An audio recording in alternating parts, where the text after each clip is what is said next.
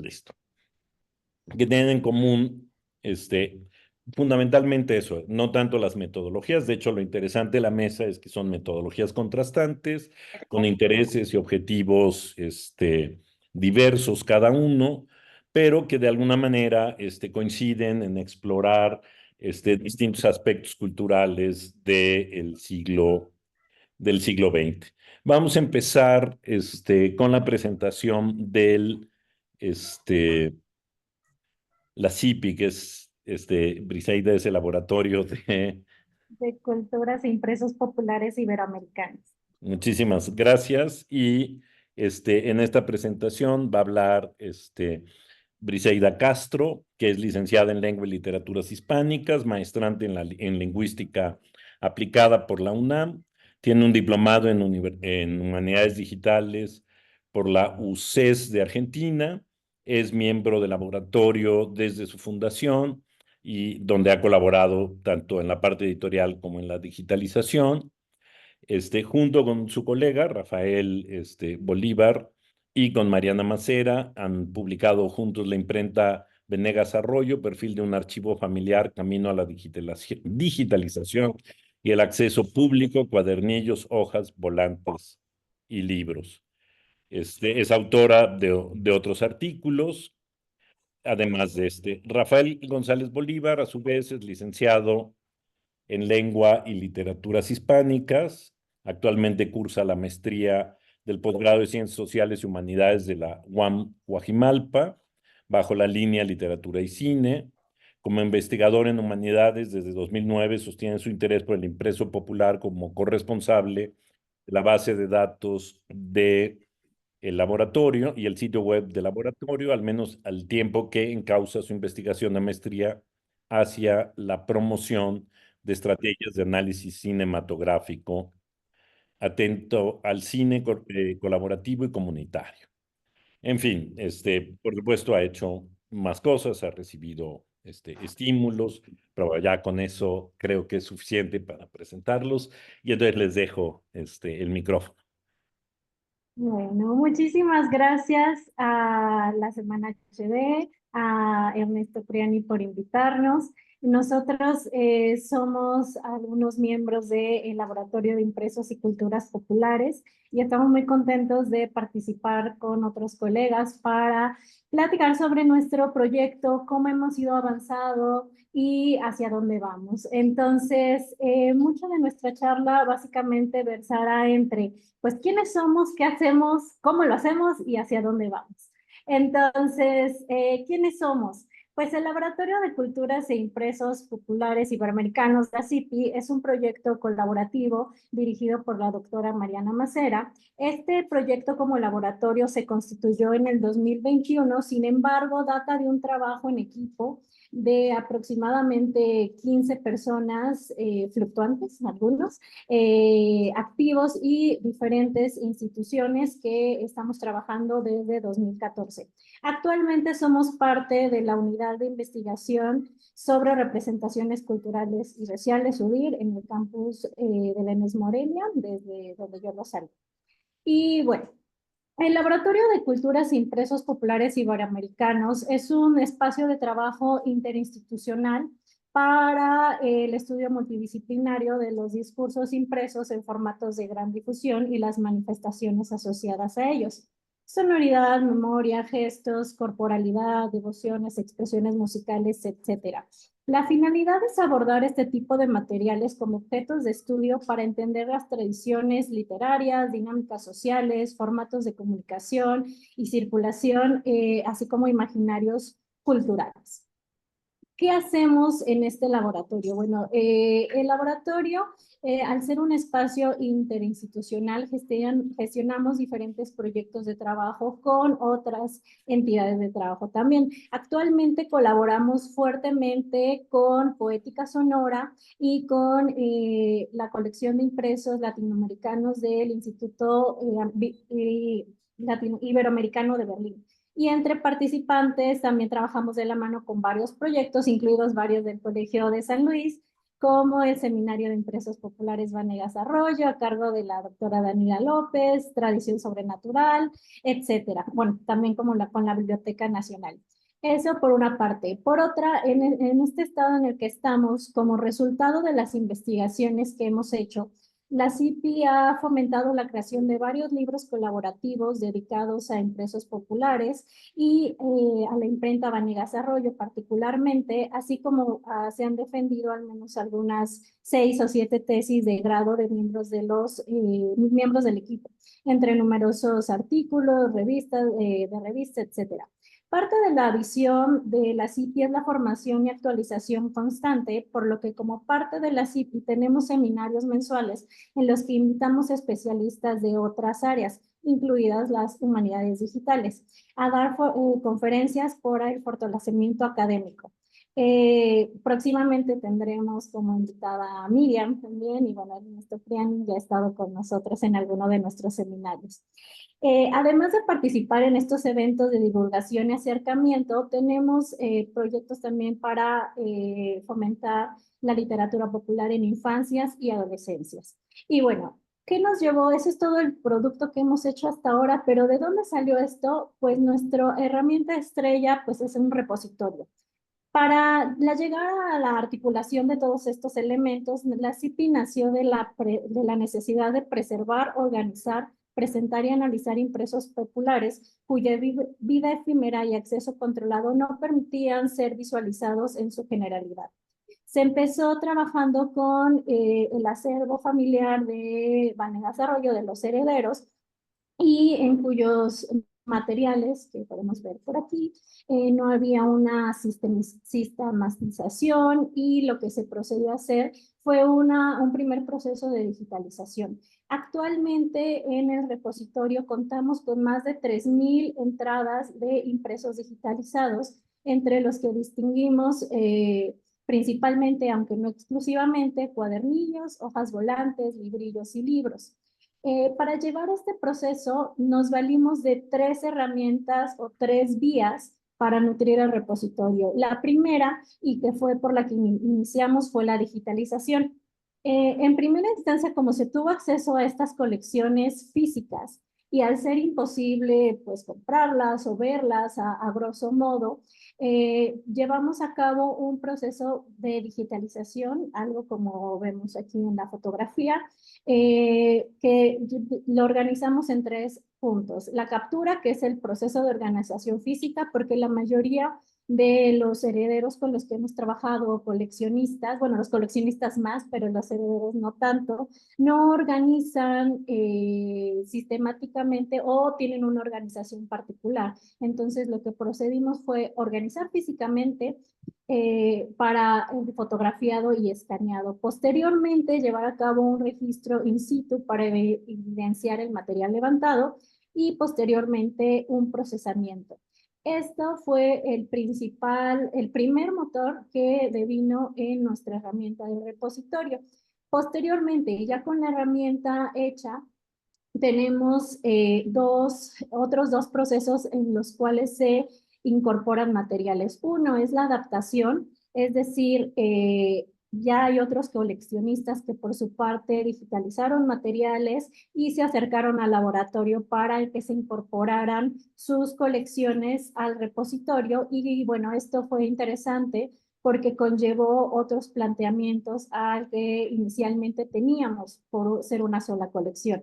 Entonces, eso por una parte, e incluso la Biblioteca Nacional también ha tenido una relación con nosotros. De hecho, el último libro que publicamos es en conjunto con Bibliográficas, que tuvimos un encuentro muy interesante. Y bueno, finalmente, el último episodio de incorporación para el repositorio es la vinculación o ingesta. Y este proceso tiene que ver con la vinculación de materiales digitales ya puestos en línea para su consulta, pero que al ser materiales de referencia similares a los que ya se encuentran en el repositorio, se realiza una vinculación para hipervincular más precisamente los repositorios y ponerlos en comunicación. Y bueno, eso a grandes rasgos, y bueno, ya mi compañero les compartirá cómo funciona y cuáles fueron los mecanismos que empleamos para crear este repositorio, cómo lo organizamos y cuál fue la estructura. Tengo apagada la cámara. Entonces, mi compañero continuará. Muchas gracias, Briseda. Saludos a todos y sin duda es un gusto estar por acá. Permíteme, voy a compartir. Este, ok, bueno, pues el temita sería ahora cómo lo hacemos. Esto, pues como ya avanzó Briseida, comienza desde que en el lugar a donde se va a hacer las digitalizaciones, cuando se trata de una solicitud de una colección privada o de una colección familiar o institucional que nos pide que nosotros realicemos la digitalización, pues ahí mismo se hace un primer análisis de los objetos impresos y es esta organización in situ de la que habló Briseida, esta sistematización que comienza a describirlos. Esta sistematización, por lo general, o cuando menos en el primer proyecto, el de la familia Vanegas Arroyo, pues fue ofrecerles un orden a lo que ellos tenían guardados muy domésticamente, ¿no? Entonces ese orden partió de criterios bibliográficos y criterios literarios que han sido trabajados, pues en ese momento era proyecto, ahora es laboratorio, pero pues desde 2009 a 2024 se han ido ajustando criterios con los cuales describir tanto a los atributos de los impresos como los atributos de los textos. Ahora bien, nuestra herramienta estrella y que funciona muchas veces como el primer rostro del laboratorio al público, pues es este repositorio que está montado, pues es básicamente una adecuación de MediaWiki sobre una base de datos MySQL. Y para vaciar esta organización a criterio bibliográfico y literario utilizamos sobre todo dos herramientas. Una sería Semantic MediaWiki, las dos son extensiones de MediaWiki. Semantic MediaWiki nos permite hacer tripletes semánticos para describir los objetos. Y Proofread Page, que es el que se utiliza en el proyecto Wikisource para mostrarlos como libros digitales, ¿no? Folio por folio, e ir haciendo un seguimiento de las pruebas de las transcripciones. Ok, esto desde luego continúa porque implica hacer una captura hacia esa instalación web, ¿no? Entonces, primero tenemos que las fotografías pues, o los escaneados de los impresos, volvemos objetos digitales multipágina como DJBUs o archivos TIFF, TIFF, y integramos estas digitalizaciones fotográficas a fichas bibliográficas que describen a estos impresos.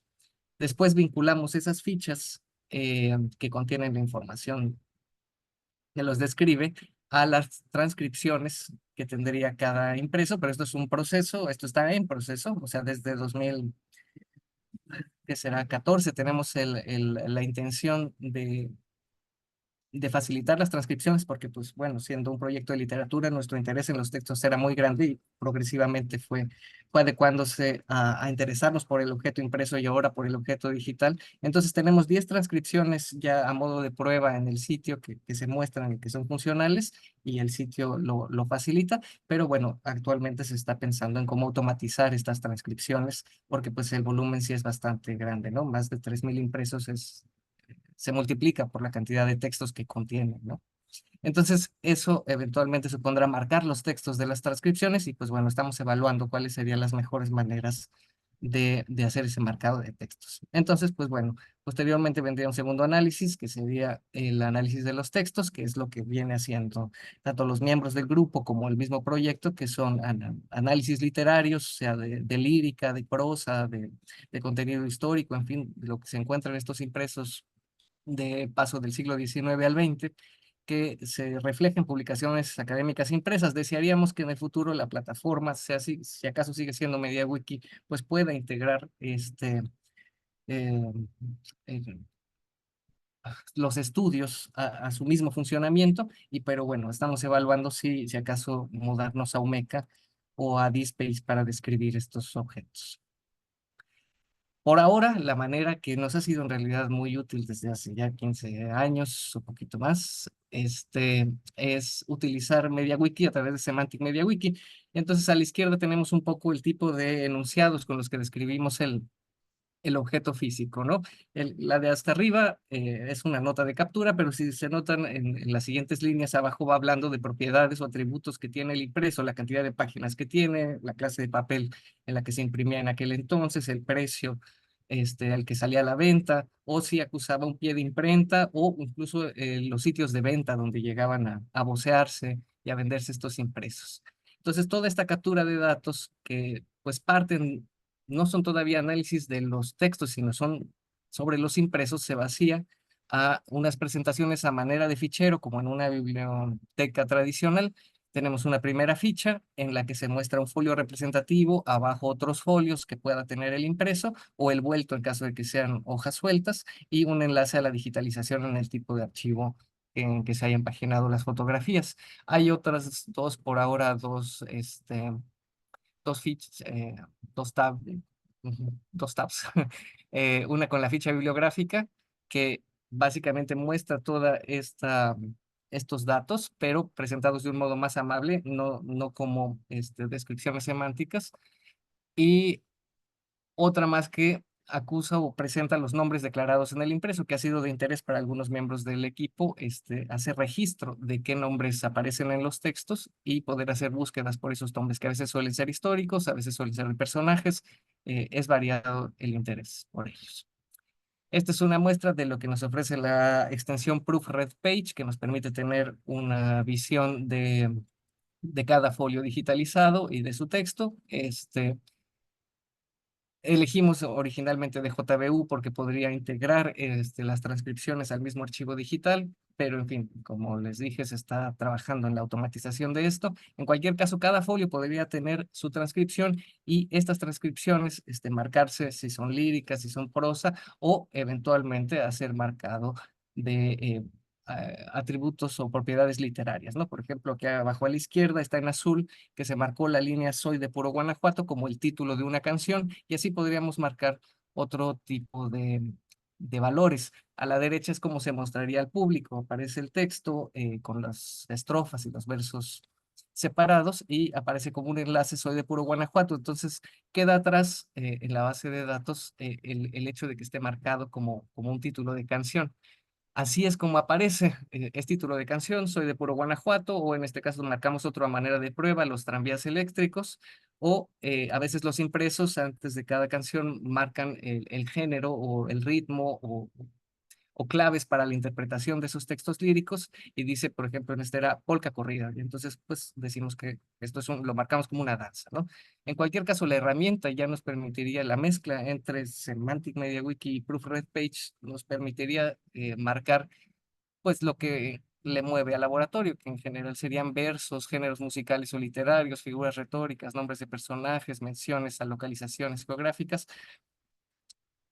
Y pues una primera ruta de trabajo en el momento en que comencemos a subir masivamente las transcripciones sería empezar poco a poco y comenzar a hacer alguna selección de impresos con marcas pertinentes al laboratorio o a sus miembros.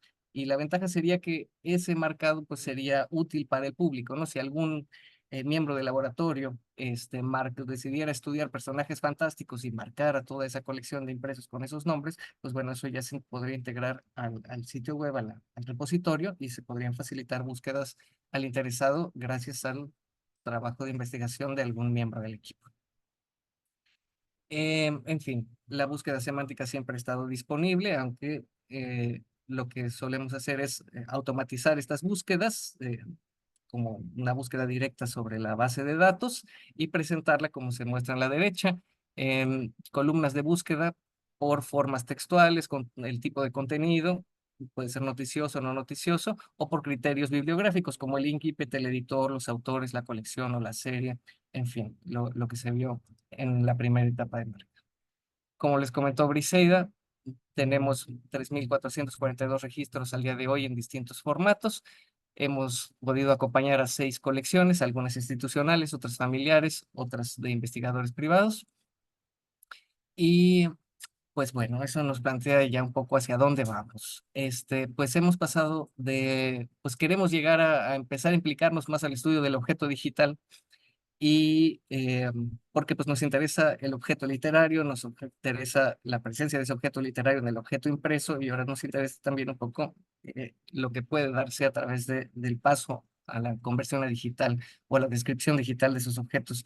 Una primera tentativa es un mapa de impresos, pero todo esto va a requerir también en buena parte de la transcripción del corpus. Este mapa de impresos son visores cartográficos que han cruzado la geolocalización de lugares mencionados en una pequeña selección de impresos, categorizados por temática y por tipo de impreso. En este caso son hojas volantes que hablaban con temáticas criminales o de desastres naturales o de desastres no naturales, en fin, bajo el criterio noticioso o no noticioso, y también presentamos un visor donde se muestran las distintas ubicaciones que a lo largo de esa historia tuvo la imprenta Vanegas Arroyo. Esto se puede consultar por dos vías, o hacerse con el archivo KML que integra todas estas relaciones y correrlo individualmente en una computadora o hacerlo de manera en línea en nuestro propio sitio web. Y bueno, para finalmente llegar a este siguiente paso, nuestro objetivo principal ahora es la transcripción del corpus. Sin embargo, como aquí podemos ver una muestra, una hoja volante del corpus, tiene diferentes formas de organización y al ser tomada con cámara fotográfica, el OSR no lo detecta adecuadamente. Entonces, tenemos la problemática de las estructuras, en la imagen. Entonces, el plan ahora es hacer una transcripción semiautomática que versará en entrenar por una parte la identificación del layout de las diferentes partes que integran el impreso para después transcribir fragmentos aleatorios en un modelo de lenguaje Tesseract OCR que permitirá entrenar a la tecnología para hacer una mejor transcripción de todo el corpus. Esto es algo que recientemente vamos a poner en marcha, pero bueno, queríamos compartírselos para ver que realmente, bueno, este trabajo ha ido evolucionando, hemos tenido objetivos diferentes y pues vamos igual para diferentes objetivos. Muchísimas gracias por su atención. Aquí está la página de la CIPI y nuestro correo por si gustan contactarnos. Muy bien, pues muchísimas gracias a Briseida y a Rafael. Y ahora me toca darle la palabra. He pensado que las intervenciones de quienes nos están acompañando se den todas al final para agilizar un poco el proceso. Le voy a dar ahora la palabra al doctor Israel Ramírez Cruz. Él es doctor en Letras Mexicanas por la UNAM y profesor investigador del Colegio de San Luis. Sus líneas de investigación se orientan sobre todo al estudio de la literatura mexicana del siglo XX, de la poesía hispanoamericana y la edición crítica genética de manuscritos contemporáneos. Así que te doy la palabra, Israel. Muchas gracias. Espero que me escuchen bien. Parece ser que mi micrófono está un poco mal, pero ojalá no haya problema. Pues en principio, muchas gracias, Ernesto, por la invitación. Agradezco el que me permitas hablar de este proyecto en el que también, al igual que lo que ha comentado tanto Briseida como Rafael, pues me ha permitido enriquecer y ensanchar y también ver cuáles son los retos en los que estoy enfrascado en función de la creación de una biblioteca, de una colección digital. En este sentido, más que hablar específicamente de lo que es el proyecto de la biblioteca digital que yo estoy desarrollando, que se llama Fondo Digital Ramón López Velarde, me gustaría hablar a partir quizá de este fondo, pero también de otro proyecto que estoy iniciando ahora sobre una colección de revistas literarias potosinas. Me gustaría hablar justamente de esto que correlativamente o de manera paralela, tanto Briseida como Rafael han mencionado. El hecho de cómo nos enfrentamos a hacer cosas y cómo sobre la marcha vamos descubriendo que van existiendo nuevas posibilidades el proyecto se perfecciona, las búsquedas inteligentes cada vez son más necesarias y esto va haciendo que el proyecto crezca y se desarrolle. Para esto voy a compartir una pequeña presentación que me va a ayudar justamente para guiar esta plática.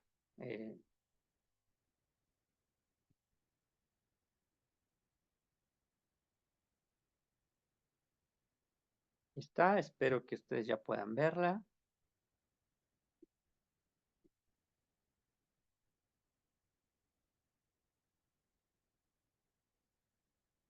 Ok, entonces, bueno, les comentaba justamente, ¿no? Que en específico, más que hablar de lo que ha sido la construcción y definición de manera tanto en sus bases, lineamientos, como ya en su ejecución del Fondo Digital Ramón López Velarde, me voy a enfocar en cuáles han sido los retos y cuáles veo que son las discusiones por las que tendríamos que pasar los que estamos interesados en hacer este tipo de trabajo.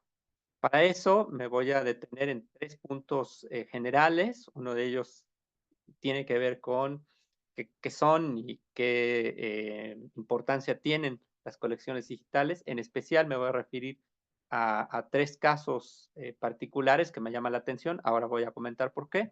Después voy a hablar sobre estos antecedentes que son los que me interesa hablar, algunos proyectos institucionales, algunos proyectos de carácter gubernamental y otro muy particular, muy extraño, que es un proyecto independiente que ha roto, creo yo, todas las barreras con las que yo me había enfrentado, pero de una manera a lo mejor totalmente atípica y no necesariamente legal. Entonces, ahora voy a comentar eso. Y terminaré en un tercer momento para hablar justamente de algunos puntos, 5 puntos, ¿no? Que me gustaría poner a consideración sobre los retos, ¿no? No me voy a detener mucho quizá en cuestiones de definición en torno a cuáles son las diferencias entre un repositorio, una biblioteca digital y una colección digital. Eh, Sin embargo, pensemos que sí es indispensable establecer cuando menos algunos lineamientos básicos para saber qué tipo de proyecto vamos a desarrollar. Esto es fundamental en el sentido primordialmente de, así lo veo yo, del tipo de servicio que queremos dar con estos materiales que digitalizamos y ponemos a consideración de un público. Si nosotros lo que queremos hacer es gestionar que estos materiales sean no solamente consultados, sino también que, como sucede con las bibliotecas físicas, ¿no? Los usuarios puedan tener acceso a esos documentos, pero también a una serie de servicios agregados. Evidentemente estaríamos hablando de la conformación de una biblioteca digital. Eh, que era el proyecto inicial que yo tenía, hacer una biblioteca digital sobre la bibliografía crítica publicada en torno a Ramón López Velarde. Además, en esa biblioteca digital que yo tenía en mente, no solamente iban a aparecer y se iban a poder consultar los materiales críticos, sino también, por supuesto, las diferentes ediciones que ha tenido la obra. Antologías, ediciones críticas, por supuesto, ediciones comerciales, reimpresiones, primeras ediciones, etc. La idea era, en ese sentido, conformar un corpus que fuera de libre acceso y que permitiera a todos los interesados en conocer lo que se ha escrito sobre este poeta mexicano, ¿no? En un solo sitio electrónico. Sobre la marcha me di cuenta que esto era imposible. Así como una biblioteca requiere de un número de personal bastante amplio y también de perfiles profesionales diferentes para su gestión, lo mismo sucede con las bibliotecas digitales. Yo escucho a Briseida y escucho a Rafael y en ese sentido coincido, ¿no? En el sentido de que se necesitan varios perfiles para administrar una colección digital, pues evidentemente se necesitarán otros más, muchos más, para establecer la gestión de una biblioteca digital. Entonces, en algún momento yo me di cuenta que era, cuando menos en mis manos no estaba la posibilidad de llevar a cabo la gestión de una biblioteca digital, y opté por definir y delimitar que mi interés era hacer una colección digital. Tal como aparece aquí, una colección digital comparte con una biblioteca cierto tipo de características y de funciones, ¿no? Una colección digital evidentemente articula recursos, y estos recursos pues tienen la función justamente, ¿no? De, por una parte, preservarlos, pero además, por supuesto, de catalogarlos, ordenarlos y de brindar, por sobre todo, ¿no? O de prestar un servicio de información de manera electrónica. Me di cuenta que en mi equipo, que básicamente somos 2 personas, ¿no? Es lo más que podíamos hacer, ¿no? Seleccionar el tipo de materiales, catalogarlo. El simple hecho de adquirirlo ya era un problema. Hace un momento hablaban de la posibilidad o no de adquirir el material de Vanegas Arroyo. A veces este material está en el mercado, pero es indispensable, a pesar de que se tienen gestiones financieras, ¿no? En los proyectos, a veces esto es imposible. Entonces, me di cuenta que eso es lo que yo podía hacer, ¿no? Sobre la marcha, esto también me abrió la posibilidad para entender que no solo podría yo crear una colección digital, sino que debía establecer vínculos de trabajo con especialistas de otras áreas. Y a eso iré más adelante, ¿no? En un segundo momento, pensemos que ya queda identificado el tema de las diferencias entre biblioteca y colección digital, y entendido que yo me referiré solamente a colecciones digitales. Pongo a continuación algunos ejemplos de modelos que me permitieron a mí en un primer momento, en el 2018, iniciar a proyectar lo que sería ya la ejecución de esta colección digital, ¿no? Pensé en 4 modelos inmediatos. Por supuesto, hay algunos otros, y recientemente también pienso en algunos más. Por ejemplo, ahora, muy recientemente, que ha publicado la Biblioteca Nacional de España su colección digital, pues me parece interesantísimo lo que están haciendo, porque además la Biblioteca Nacional de España ha publicado un manual justamente para digitalizar y preservar materiales de forma digital. Entonces, esto enriquece, por supuesto, el diálogo que podamos tener, ¿no?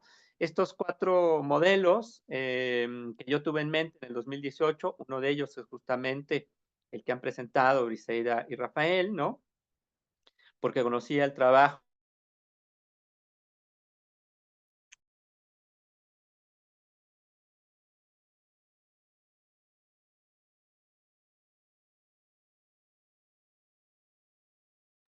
Te perdimos, Israel.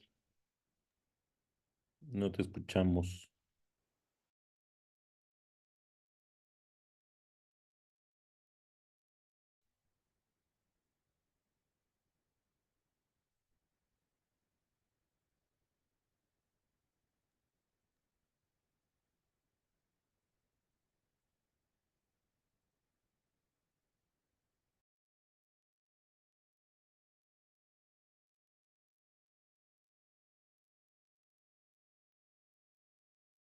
Creo que tuvo algún problema técnico. A ver, esperemos un momentito y si no.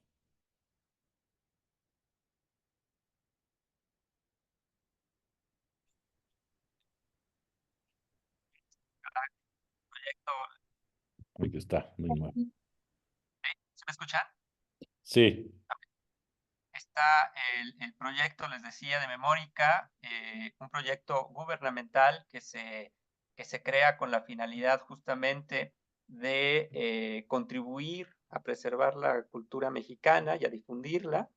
Y Está en un tercer momento el proyecto que les comentaba, un proyecto extrañísimo, llevado a cabo en la ciudad de Puebla, por una biblioteca, cafetería y empresa cultural que se llama Profética.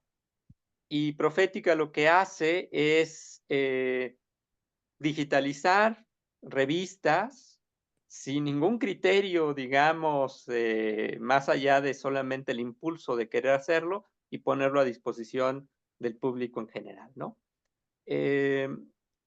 Eso es, van a ver a continuación algunas láminas que presentan estos 4 modelos, ¿no?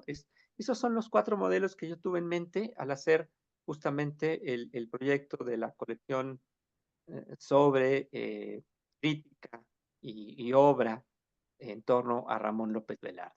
Por ejemplo, en el caso de Profética, hay que pensar que de manera independiente, ¿no? Esta iniciativa recupera, por ejemplo, para que nos demos una idea, los ejemplares publicados por un suplemento cultural importantísimo en México que se llama justamente La Cultura en México, un suplemento semanal que fue publicado entre 1962 y 1986. Es decir, tenemos 24 años digitalizados de un suplemento, es decir, 1,248 números digitalizados de un suplemento de manera independiente por esta gente de Profética que dijo, yo los tengo en mi poder, los digitalizo y los pongo, ¿no?, a consideración y en libre acceso para el público en general. Cosa que pues no tenemos en otra biblioteca, ¿no? Entonces, entre todos estos proyectos yo me debatía entre hacer un proyecto universitario, hacer un proyecto con el corte gubernamental como el de Memórica, hacer un proyecto tan apasionado y rompiendo todas las barreras como el de Profética, ¿no? O uno universitario muy cercano a lo que yo quiero hacer, como la CIP.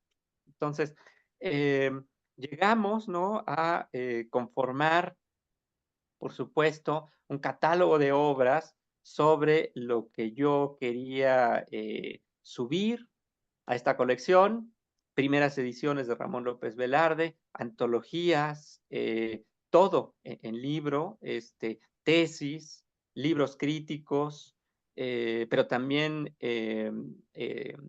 estudios, ¿no?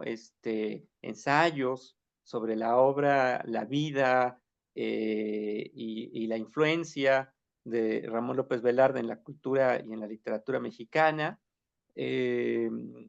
También ensayos de carácter comparatista, ¿no? Y con eso me di a la tarea de ir buscando material, tanto así que después llegaron las grabaciones en audio de poemas que se hicieron en la UNAM sobre Ramón López Velarde. Después encontré también conferencias en video que se habían dado en torno a esta figura y fue conjuntando un corpus muy, muy importante que fui administrando de manera que pueda ser consultado en esta plataforma. Ahora, llegamos, ¿no?, a lo que me interesa a mí después de todo esto, ¿no?, que es dialogar con ustedes como pares, ¿no?, y contarles realmente en dónde estoy parado y qué es, digamos, lo que me parece a mí aspectos importantes para discutir cuando estamos haciendo un proyecto y también cuando estamos proyectando llevar a cabo una colección digital. El primero tiene que ver con, y con esto, bueno, estas son las últimas 2 láminas, entonces yo con esto terminaría, ¿no? El primer reto es pensar en la clase de proyectos de humanidades digitales en las universidades mexicanas, en las universidades y en los institutos de educación superior estatales. ¿A qué me refiero con esto? Pues bueno, básicamente, si pensamos que hay pocas universidades que imparten en México estudios profesionales sobre humanidades digitales, o hay pocas universidades en México, ¿no?, que llevan a cabo este tipo de proyectos, vamos a pensar lo que implica como un reto en el caso de las universidades estatales, ¿no? Yo que estoy en San Luis Potosí, en un centro CONACYT, que claro, tiene toda la perspectiva CONACYT, pero eso implica, por supuesto, ceñirse bajo los lineamientos de CONACYT, que lo sabemos, en su mayoría están pensados más desde las ciencias duras, no tanto desde las humanidades, ¿no? Entonces, si en las universidades más importantes del país se tienen problemas para registrar un proyecto de humanidades digitales, se tienen problemas para tener dictaminadores de un proyecto de humanidades digitales, pues evidentemente pasa lo mismo y a veces mucho más, ¿no? En el caso de universidades estatales. Entonces, ¿qué quiero decir con esto? Pues que hay que pensar en cómo establecer, creo yo, un diálogo de manera horizontal y de manera más amplia, ¿no? Más allá de lo que significa nuestra institución en el Estado, en una región o en un país, ¿no? O sea, creo que eso es fundamental para pensar cómo romper esta dinámica en la que las humanidades digitales en México están vistas como algo nuevo, pero algo todavía reticente para ser tomado en cuenta, ¿no? Punto número 2, y va muy de la mano, ¿no? Los criterios de evaluación y las posibilidades de reportar los logros, las metas, los hallazgos, los proyectos ante los organismos que nos certifican a nosotros. Como he mencionado, ¿no? En el caso de CONACYT, así como pasó anteriormente, que no eran bien vistos o no podían reportarse como parte de nuestras actividades ante el CONACYT, el hecho de hacer dictámenes, ¿no? O sea, uno puede hacer muchísimos dictámenes y en el CONACYT te decían, pues qué bueno que dictaminaste 3 libros, 5 artículos, 4 proyectos de posgrado en tal universidad, pero fíjate que pues nosotros queremos publicaciones, ¿no? Lo mismo sucedió, por ejemplo, con actividades de difusión y de divulgación en el CONACYT. Pasaron muchos años para que apenas ahora el CONACYT permita que se puedan poner como parte de nuestro trabajo el hacer dictámenes y el hacer actividades de difusión y divulgación. Entonces,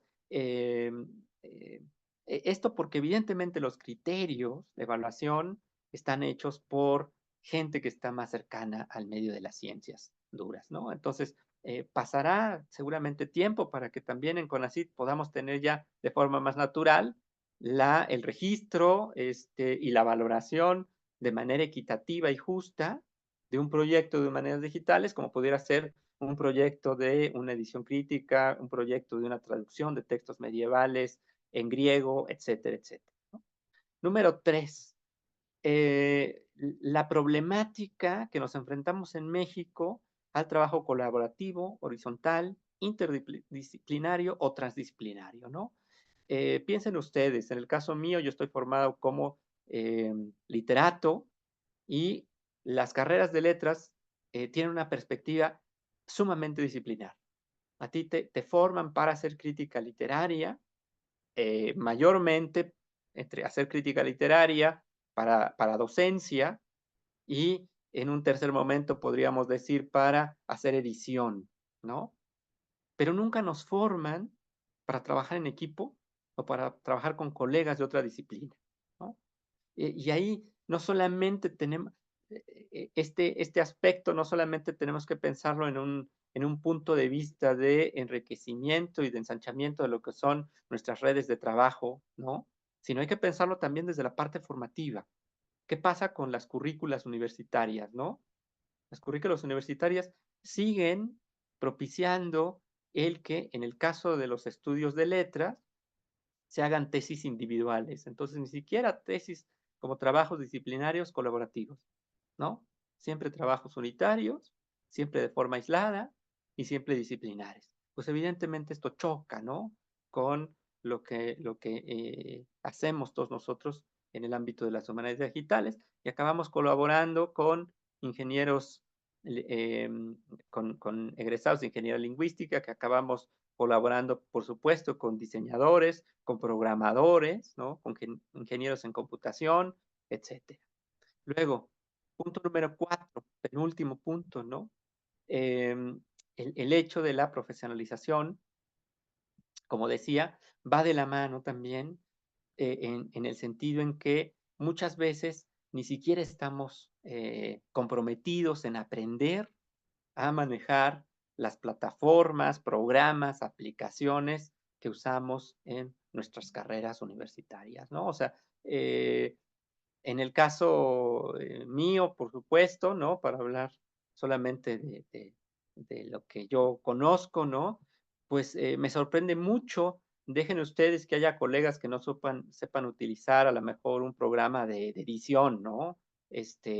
O de tratamiento de imágenes, ¿no? O sea, está bien, pero hay colegas que ni siquiera saben cómo poner una cornisa en el programa de Word.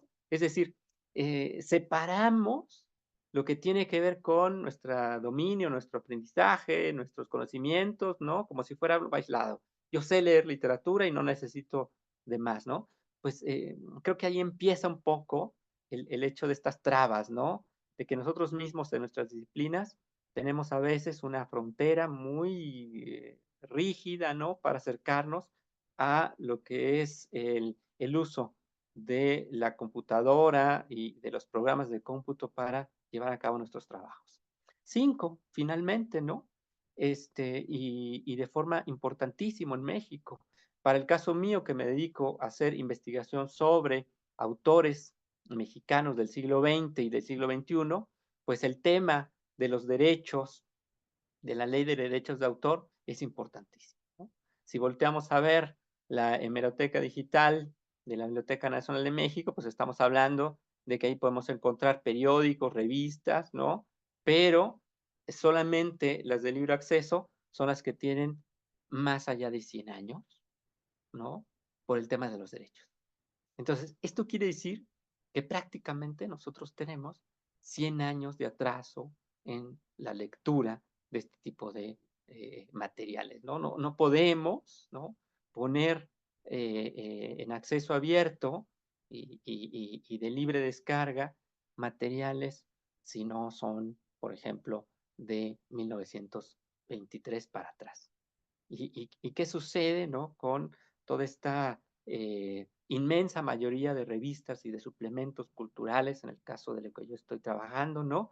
Que fueron publicados en el siglo XX. Pues que seguimos con una tendencia a que solo los puedes consultar de manera física en las bibliotecas y, por supuesto, solamente en ciertas bibliotecas. Entonces, he tratado de resumir en estos 5 puntos los retos más importantes a los que yo me enfrenté para llevar a cabo investigación y que quisiera poner en diálogo con lo que ustedes están haciendo, porque prácticamente nos lleva del campo disciplinar, del campo de evaluación de nuestras profesiones y, por supuesto, del aspecto tecnológico y de las leyes de derecho de autor en México, que son bastante complejas, ¿no? Mientras no podemos establecer una línea de, ¿cómo podríamos decir, no? A la mejor de diálogo entre todas ellas para lograr un objetivo particular, pues evidentemente vamos a tener bastantes problemas, ¿no? No quiero decir que lo que hizo Profética al escanear la colección de suplementos de los años 60 y ponerla a libre descarga, y cuando yo les pregunté, oigan, ¿y quién les dio los derechos? ¿Cómo lo hicieron? ¿Cómo consiguieron? Dijeron, nada, yo los tenía, los subí y pues si alguien me requiere, pues tendré que ver qué hago, ¿no? Seguramente bajarlos y ya, ¿no? Pues creo que hay que buscar una forma, ¿no? Y en ese sentido, pues es un poco la idea, ¿no? De decir, si entre todos empezamos a poner sobre la mesa este tipo de problemáticas entre nuestras universidades, ¿no? Cuando nos toque revisar el plan de estudios, cuando nos toque ser parte de comisiones evaluadoras, cuando nos toque hablar en foros ante espacios gubernamentales, ¿no? Yo creo que podemos contribuir para que futuros proyectos de humanidades digitales, propiamente de colecciones digitales, pues puedan tener mayor éxito. Nada más, muchas gracias. Muchas gracias, Israel. Has puesto temas candentes sobre la mesa. A ver qué nos van a comentar en un momento más nuestros otros participantes, si comparten los problemas, si no, en fin, hacia dónde caminar. Voy a ahora darle la palabra a a la doctora Miriam Peña Pimentel. Ella es especialista en humanidades digitales y estudios literarios, con particular interés en el desarrollo de modelos para la publicación enriquecida. Actualmente es investigadora en el Instituto de Investigaciones Bibliográficas de la UNAM. Adelante, Miriam. Muchas gracias. Bueno, a ver, les cuento un poquito el contexto de qué estamos hablando del proyecto. Yo estoy trabajando, bueno, al ser parte de Bibliográficas, nosotros, la razón de ser del instituto, pues es trabajar y estudiar los fondos que están alojados en la biblioteca y la Biblioteca Nacionales. Entonces, en este sentido, yo comencé a trabajar con un archivo que tenemos en la biblioteca, que es el archivo de Francisco de Madero, y en este momento, bueno, estoy, digamos, en el proyecto, en la etapa de concepción, justificación y demás, pero justo lo que les voy a contar es la propuesta y en qué parte estoy en este momento. Les comparto una presentación. Espero que no sea demasiado teórica, voy a hacerlo lo más ameno posible, lo prometo. Bueno, el contexto ya del marco ya lo conocen. La idea es que no solo, que yo creo que no solo se trata de trabajar con objetos digitales o con telegramas o con todo ese tipo de herramientas que tenemos a la mano, sino también un poco cuestionar la naturaleza misma de los objetos con los que estamos trabajando. El objeto de Madero, el archivo completo, está digitalizado entero. Es decir, ese proceso por el que pasaron Briseida y Rafael, yo ya me lo salté. Afortunadamente no me tocó porque son 2000 objetos, pero sí la forma en la que se presenta está completamente catalogado, forma parte del Fondo Reservado de la Biblioteca, es parte de la Biblioteca Nacional Digital de México. Entonces, bueno, digamos, todo este proceso de catalogación, todo el proceso de digitalización, de almacenamiento, incluso yo no lo tengo ya, porque estoy trabajando ya con esto logrado, ¿no? Un poco mencionando lo que mencionaba Israel, 1913 es mi fecha tope. Entonces, el problema del el dominio público prácticamente, ¿no? Pero el dominio público no es lo mismo o sea, ¿dominio público de qué? Del telegrama material, pero de la digitalización. ¿Dónde queda ese objeto que no se hizo en 1913, sino hacia los 2000, ¿no? Entonces, un poco también la intención de este proyecto sí es crear un objeto digital consultable y navegable, como son los fines de la biblioteca y de la Biblioteca Nacional, pero también crearle o cargarle un poquito de identidad propia a cada uno de estos objetos, porque no la tienen en este momento, ¿no? Entonces, un poco siguiendo con esta idea de Huy de ya hace 14 años, el objeto digital es muy volátil, lo podemos compartir en red, lo podemos pasar, lo podemos hacer en piratecas, lo podemos mandar en USB, en correo, etc. Entonces, es una multiplicidad de elementos, pero también es un elemento único.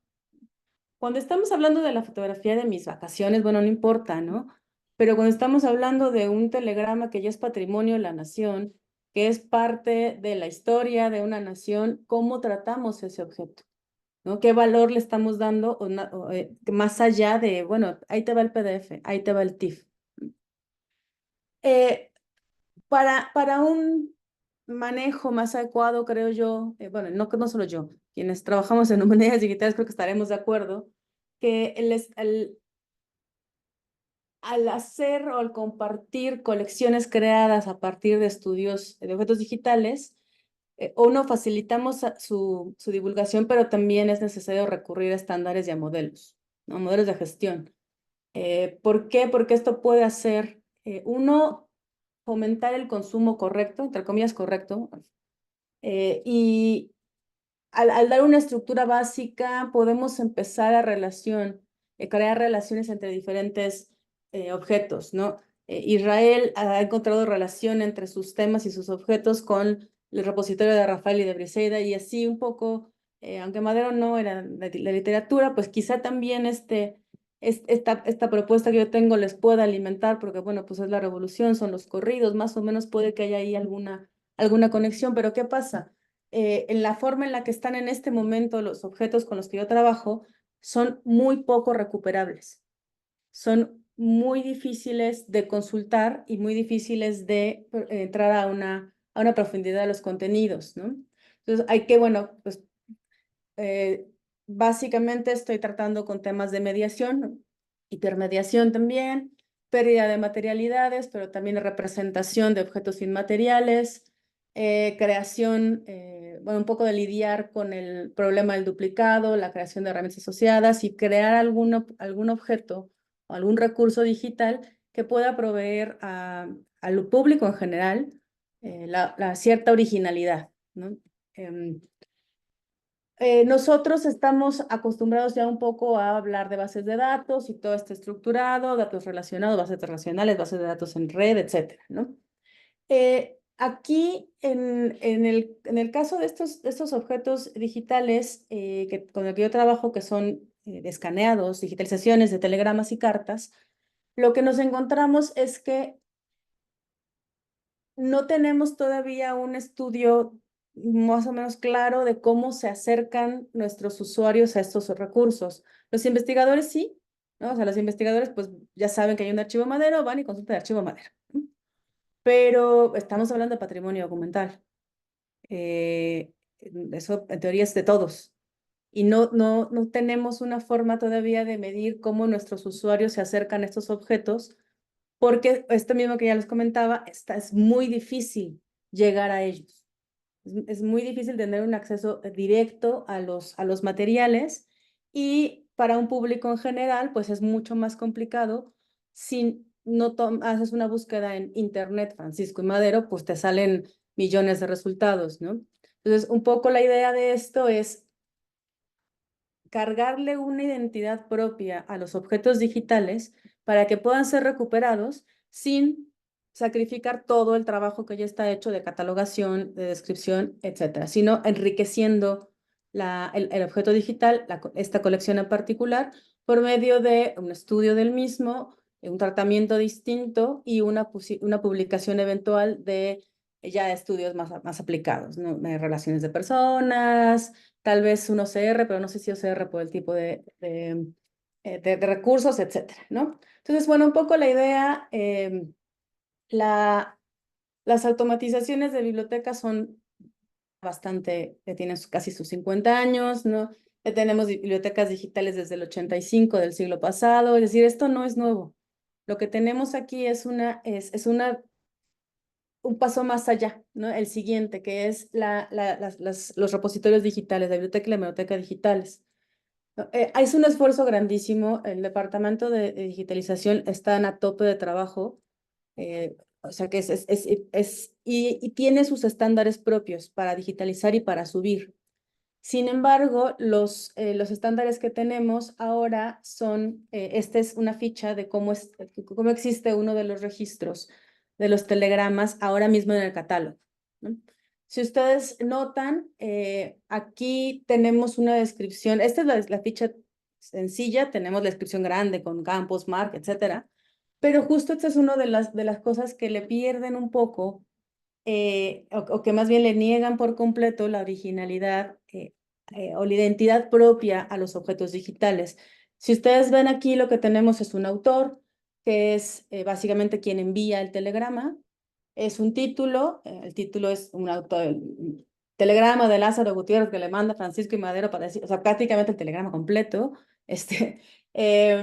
Datos de publicación, que no podemos hablar de publicación porque es un telegrama, no es una edición.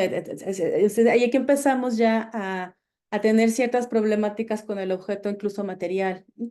La descripción, si es un material, si está deteriorado, si tiene más fechas, si tiene más. Y aquí es donde entra la parte en la que yo estoy interesada, ¿no? En la ficha catalográfica, si ustedes pueden entrar ahora mismo a la Biblioteca Nacional Digital de México, y van a encontrar que todo lo que está digitalizado dentro de la misma ficha tiene esta liga que dice objeto digital. Y lo que nos está dando la biblioteca es un PDF. Esta imagen que ven aquí en el recuadro, ese es el Tumblr, el thumb de la imagen, y ustedes esta la podemos descargar, podemos incluso exportarnos búsquedas, etc. Esto, la ventaja de que sea material tan antiguo, ya libre, ya fuera de derechos de autor, es que la biblioteca puede dejar que te lo descargues. Internamente, esto se gestiona con un TIFF. Este mismo documento está en formato TIFF para gestión interna del instituto, bueno, de la biblioteca, y pues, para mayor preservación y demás. Pero no le puedes dar un TIFF a un usuario porque se tarda horas en descargarlo y pues no, se pierde la eficiencia. Tenemos una clasificación local, es decir, el objeto, cada uno de los objetos que conforman esta colección ya está completamente catalogado y descrito. Hay incluso la ficha de recursos MARC que tiene todos los campos MARC habidos y por haber. Y aquí es, y aquí es un poco lo que tenemos, entra la primera problemática, no de humanidades digitales, sino de humanidades, ¿no? Tenemos una descripción de tipo bibliográfico cuando estamos hablando de un archivo, ¿no? Entonces, justo esta es la razón por la que no se pueden consultar los telegramas directamente, porque tú estás buscando un archivo con búsqueda y técnica de búsqueda de archivo, pero te estás encontrando con una ficha bibliográfica, como si cada uno de estos objetos fuera un libro. Entonces, esto ya es la primera dificultad en la que nos encontramos para poder saber qué está pasando allí. Entonces, bueno, la primera propuesta es generar o proponer una descripción archivística que tal vez se pueda aplicar a los objetos digitales únicamente, porque no se va a deshacer el catálogo de la biblioteca, eso sería atroz, pero sí una propuesta para trabajar con los objetos digitales de esta colección en particular y darles un tratamiento de archivo con una propuesta de descripción archivística. Esta que están viendo ahora es lo que tenemos. A mí me pasaron, no, me lo descargué de la página. Entonces, cuando nosotros descargamos uno de los recursos, que es el mismo recurso que estábamos viendo, podemos ver los metadatos asignados con los que viene de base al descargarlo, ¿no? Tipo de documentación, tamaño, ubicación de donde lo bajaste, creación, etcétera, ¿no? Si vemos aquí no hay mucha más información. Es decir, yo no tengo demasiada información sobre el objeto mismo. Si yo hago una descarga masiva de PDFs, no tengo idea de qué estoy bajando. A esto también me refiero justo que el objeto digital no tiene una identidad propia. Esperemos que no suceda nunca, pero si en algún momento se tiene que exportar y hay un traspié, cuando se mezclen las cosas no hay forma de saber si el telegrama número 36 o el número que sea correspondía al manuscrito 4528. ¿Me explico? Entonces, esta relación es muy frágil. Bueno, la biblioteca está muy bien montada, entonces difícilmente pasará algo así, pero pensemos que en el peor de los casos pasara. La identificación se volvería completamente manual, es decir, habría que regresar a cada uno de los objetos digitales y revisar uno por uno, ver a qué corresponde la ficha de catálogo. Sí, y esa es un poco la propuesta también. Si nosotros le damos una identidad única y propia al objeto digital, llámese TIFF o llámese PDF, la vinculación eventual podría ser mucho más fácil o mucho más rápida, porque en este momento, si ustedes quieren, tienen que bajar uno por uno, ¿no? Entonces, yo tengo la ventaja que al trabajar allí me facilitan más el acceso a los materiales, que en este caso lo que me dieron fue 2.568 materiales, imágenes, de las cuales 820 son telegramas, que es con lo que estoy trabajando, pero en realidad son más, porque algunos están etiquetados como cartas, porque están escritos a mano, no mecanografiados. Entonces, como está manuscrito, lo llaman carta, pero no es carta, es un telegrama. Entonces, esa otra búsqueda, por ejemplo, también está siendo manual. Entonces me estoy peinando 2.000 objetos uno por uno para ver a dónde queda, ¿no? ¿En qué clasificación tiene? Bueno, a mí me facilitaron el TIFF y el PDF completo de todo el archivo, y esto es una captura de pantalla de cómo se ve el disco duro, literal, ¿no? Aquí lo que podemos ver son carpetas con un número, que es un número de control interno, y dentro de cada carpeta, el objeto digital en versión PDF y en versión JPG. No me pasaban los TIFFs, en JPG, ¿vale? Yo haciendo una búsqueda, a menos que me sepa el número de control interno, que no corresponde al número de manuscrito, que no corresponde al número de catálogo, que no corresponde, no tengo forma de recuperar esta información. Entonces sigue siendo una búsqueda completamente a mano y literal me estoy peinando 2000 imágenes. ¿Qué pasa con esto? De nuevo, si nosotros le diésemos un poquito más de información, ¿no? Aquí ya a mano me fui a buscarlo a otro lado. Esto es lo que tenemos allí, está el material perfectamente digitalizado. Este es el PDF que, aunque tiene menos calidad que la imagen, se ve muy bien, pero no tiene información adicional, no tiene etiquetas, solo crea el momento de creación, pero claro, el momento de creación fue cuando a mí me hicieron la copia para pasármela, ¿no? Ni siquiera es el momento de creación de la digitalización.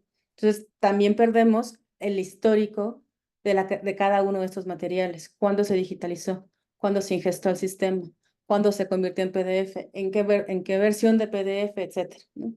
Entonces, todo el provenance que le asignamos o le cargamos siempre a un objeto material, cuando se puede, a un objeto digital, a la digitalización de este objeto material parece que no importa.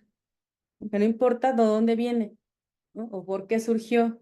Esta versión pues, tiene un año, pero la verdad es que cada que yo le abro y le hago una modificación, tengo una versión nueva, etcétera, ¿no? Entonces, estas son el tipo de problemáticas muy meta y muy pues sí, un poco de activismo, de que no es cuestión de que esté mal hecho, no es que es cuestión de que no tenemos todavía protocolos muy claros establecidos de qué hacer, qué tratamiento darle a estos objetos digitales, ¿no? Al estar ya linkeado directamente y estar dentro de la ficha del catálogo del objeto, de la biblioteca, creemos que está seguro. Creemos que lo podemos identificar y aquí estamos viendo que no es así. Entonces tenemos un montón, literal, un montón de fotos sin una identidad propia. Sin una vinculación. Una vez que lo sacas de su entorno de biblioteca, ya no tienes más que fotos. Ya no tienes telegramas, ya no tienes cartas, ya es las fotos de mis vacaciones podrían estar aquí exactamente igual de descritas y catalogadas. Entonces, bueno, este es, bueno, otro de los ejemplos, ¿no? Las cartas. Un poquito más de información que ponen anidada, que es, bueno, cuál es el título que tiene aquí, las palabras claves y finalmente la clasificación. ¿Qué pasa con esto? Aunque tengo clasificación del PDF que me descargo de la biblioteca, lo que no tengo es un número de identificación que coincida en el número de guardar el sistema a el número de clasificación que tengo en la biblioteca. Entonces, aunque tengo un poco más de información, de todas formas la búsqueda sigue siendo manual para poder asignar que el 000033014 corresponde al manuscrito 805 que está en la caja 8. Entonces, esta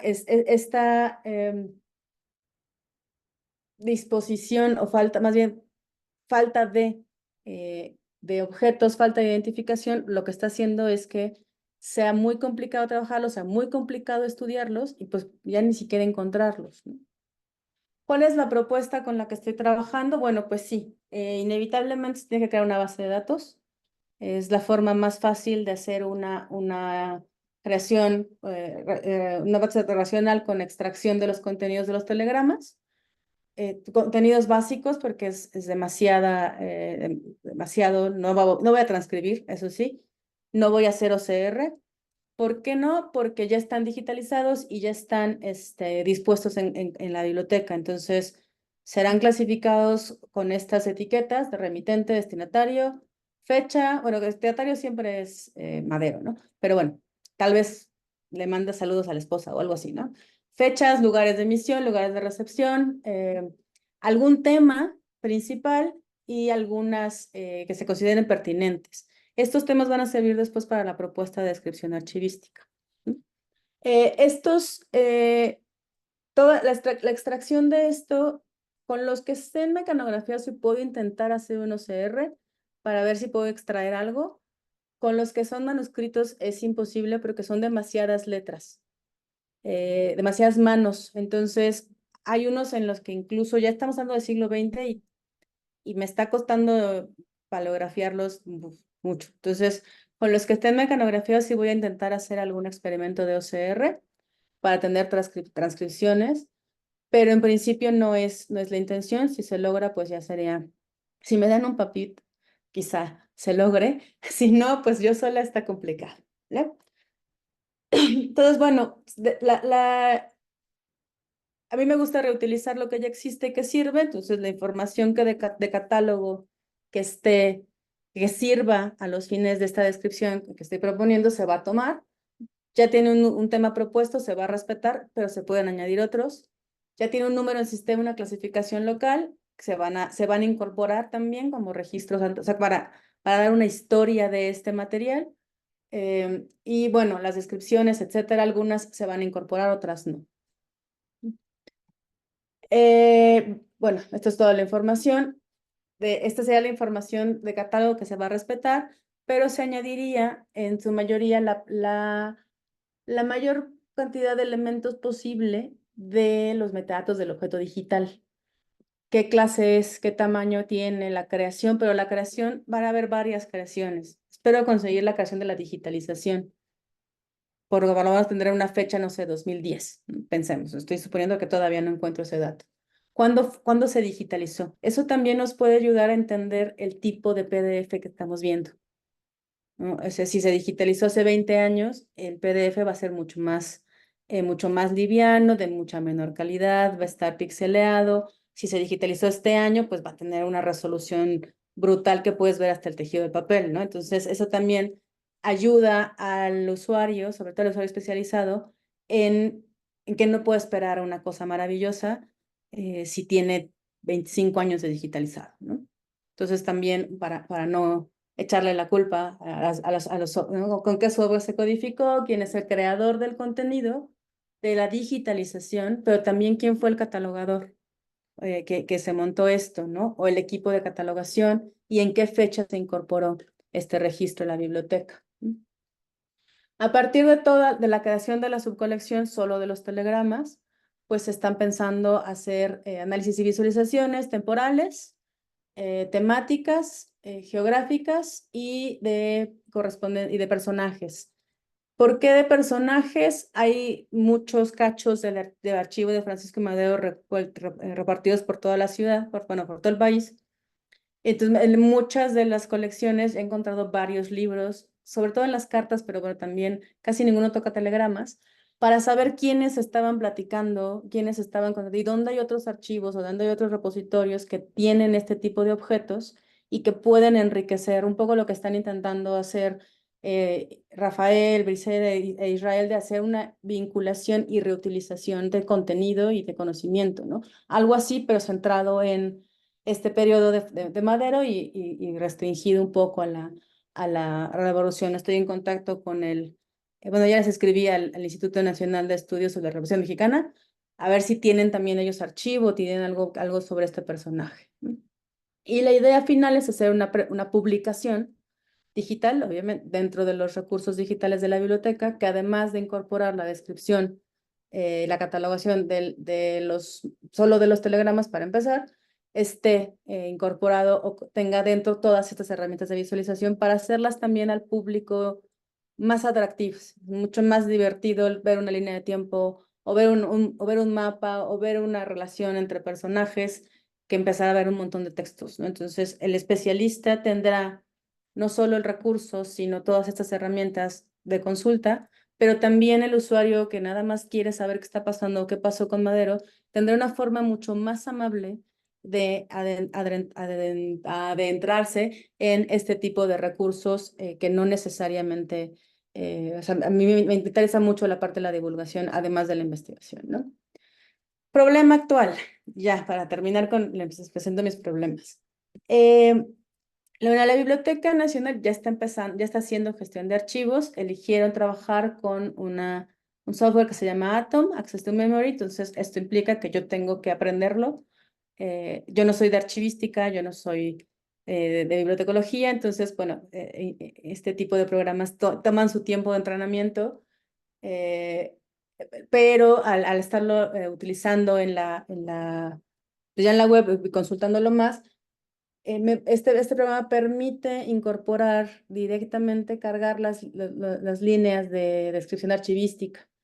Una especie como el Omeka tiene el Dublin Core, aquí al Atom le puedes poner el ISAT-G, que es como con la que se suele describir archivos de carácter histórico. Entonces, un poco sería la idea trabajar con Atom y desde ahí proponer la descripción de archivos por medio de una clasificación intelectual de archivo de Madero, que va a estar basada en temas, autores y lugares. Va a ser la descripción intelectual para poder separar en secciones y juntar los telegramas ya con una estructura de archivo, tal cual, temática. Y bueno, la ventaja de poderlos hipervincular es que los temas van a repetirse en los personajes, etcétera, ¿no?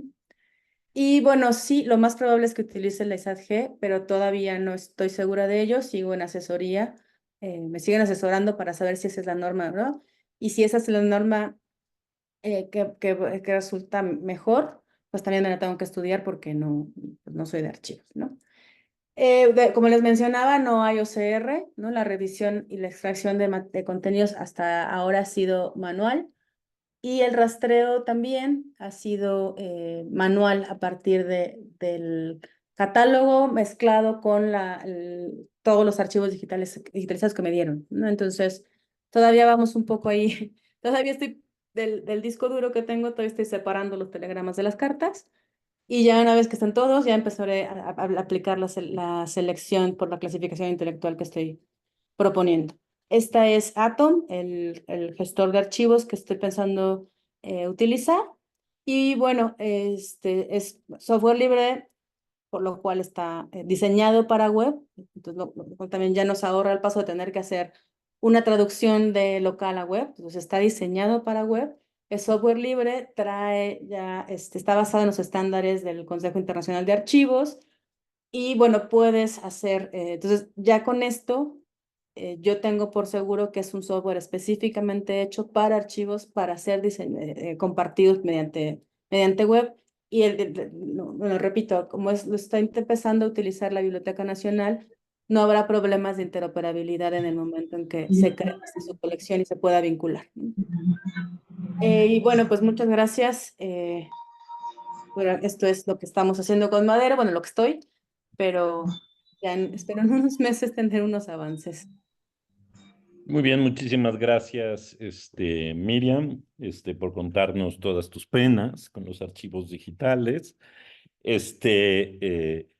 Mileid de Panamá, nos pregunta dónde uno puede darle seguimiento. Si luego quieres contestar, en el chat sería muy bueno. Ahora le voy a ceder la palabra a nuestro último ponente, que se llama Ricardo Fagoaga, si lo pronuncié bien, porque tengo mis dudas. Él es antropólogo e historiador, especializado en México y Guatemala, maestro en historia por el Colegio de San Luis. Y bueno, adelante, Ricardo.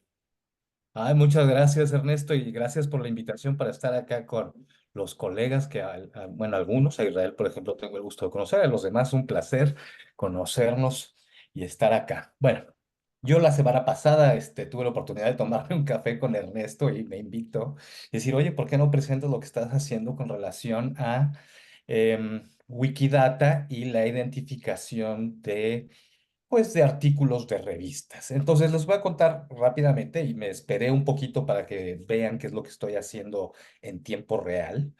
Va a ser un pequeño experimento, pero vamos hacia allá. Yo, por alguna extraña razón, en realidad no lo sé, soy parte del Consejo de las Asociaciones de Antropología Mundial, que es algo así como una federación de asociaciones. Entonces, está la American Anthropological Association de Estados Unidos, está Canadá, está México, bueno, técnicamente está todo el mundo ahí. Bueno, pues yo ahí soy algo así como un consultor digital de los colegas. Y ahí tenemos una pequeña comisión que es como una comisión de publicaciones, ¿no? Que tiene que ver más para hacer, digamos, cómo hacer las publicaciones muchísimo más inclusivas, consejos científicos y consejos editoriales muchísimo más variados, ¿no? Que tengan muchísimo más equidad, ¿no? Ya sean más mujeres, más personas del sur global, que se hablen distintos idiomas o de francés. Bueno, esa es una de esas tantas cosas que hay. Y yo desde hace ya algunos años que estoy ahí, bueno, y además que somos de diferentes países, de Canadá, de Brasil, bueno, de Italia, yo por parte de México, dije, bueno, yo había en aquel entonces, hace, creo que hace como 5 años, había estado leyendo algo que para mí era relativamente nuevo, que es la justicia de citas, ¿no? La justicia de citas es algo que yo conocí a partir de una colega que se llama Kirsten Smith, que se encuentra en la Universidad de Texas, y que justamente es tratar o buscar la respuesta de por qué nos citamos, en el caso de lo que hace Kirsten, es por qué nos citan antropólogas negras. Entonces ella se dedicó a hacer una investigación de, digamos, de métricas bibliográficas, de decir, bueno, a ver, ¿por qué en las revistas más importantes de antropología de Estados Unidos no están citando a las colegas? ¿No? Bien, especialmente a las mujeres. Entonces, bueno, ella llegó a una serie de resultados muy, muy interesantes, ¿no? Sobre todo, bueno, las razones son variadas, pero yo lo comencé a utilizar sobre todo o a pensar en términos de qué es lo que está pasando de este lado de la frontera, sobre todo, por ejemplo, para el caso de México. Y hace poco, y muchas gracias a la red de antropología digital o la red latinoamericana de antropología digital, nos invitaron sobre todo para tener una perspectiva de cómo estamos viendo el impacto de publicaciones digitales. Y uno de esos comentarios que yo hice en aquel entonces era justamente de cómo nuestra falta de infraestructura por pensarlo en América Latina, que es de los casos que mejor conozco, es cómo esa falta de infraestructura, de identificadores digitales o de algunas formas de la creación de metadatos es que se genera una invisibilidad dentro de las búsquedas en los motores, bueno, más conocidos, ¿no? Que es un problema, ¿no? Que está ahí y que se puede, bueno, no estoy diciendo que bueno, se puede revertir, obviamente, con una inversión fuerte de dinero, en fin. Pero lo que yo les contaba a los colegas, y es algo en lo que ya estoy involucrado, y aquí sí voy a ser un poco responsable a una colega que se llama Silvia Gutiérrez, ¿no? Que tuve la oportunidad de conocernos hace muchos años, en la primera editatona de antropología que se realizó, bueno, que la hicimos con el Colegio de México sobre, pues sobre mujeres antropólogas mexicanas, era justamente que alguna vez se había comentado de, mira, está eso de Wikidata, échale un ojo, ¿no?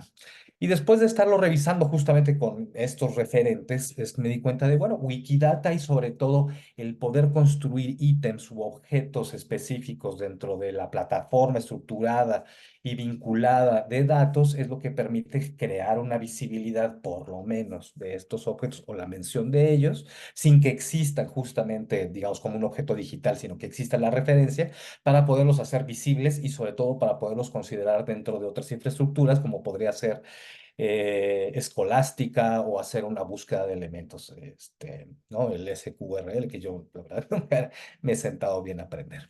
Pero bueno, pero existe, ¿no? Y sobre todo el poder crear estas vinculaciones y sobre todo poder crear estas redes de los vínculos de la información.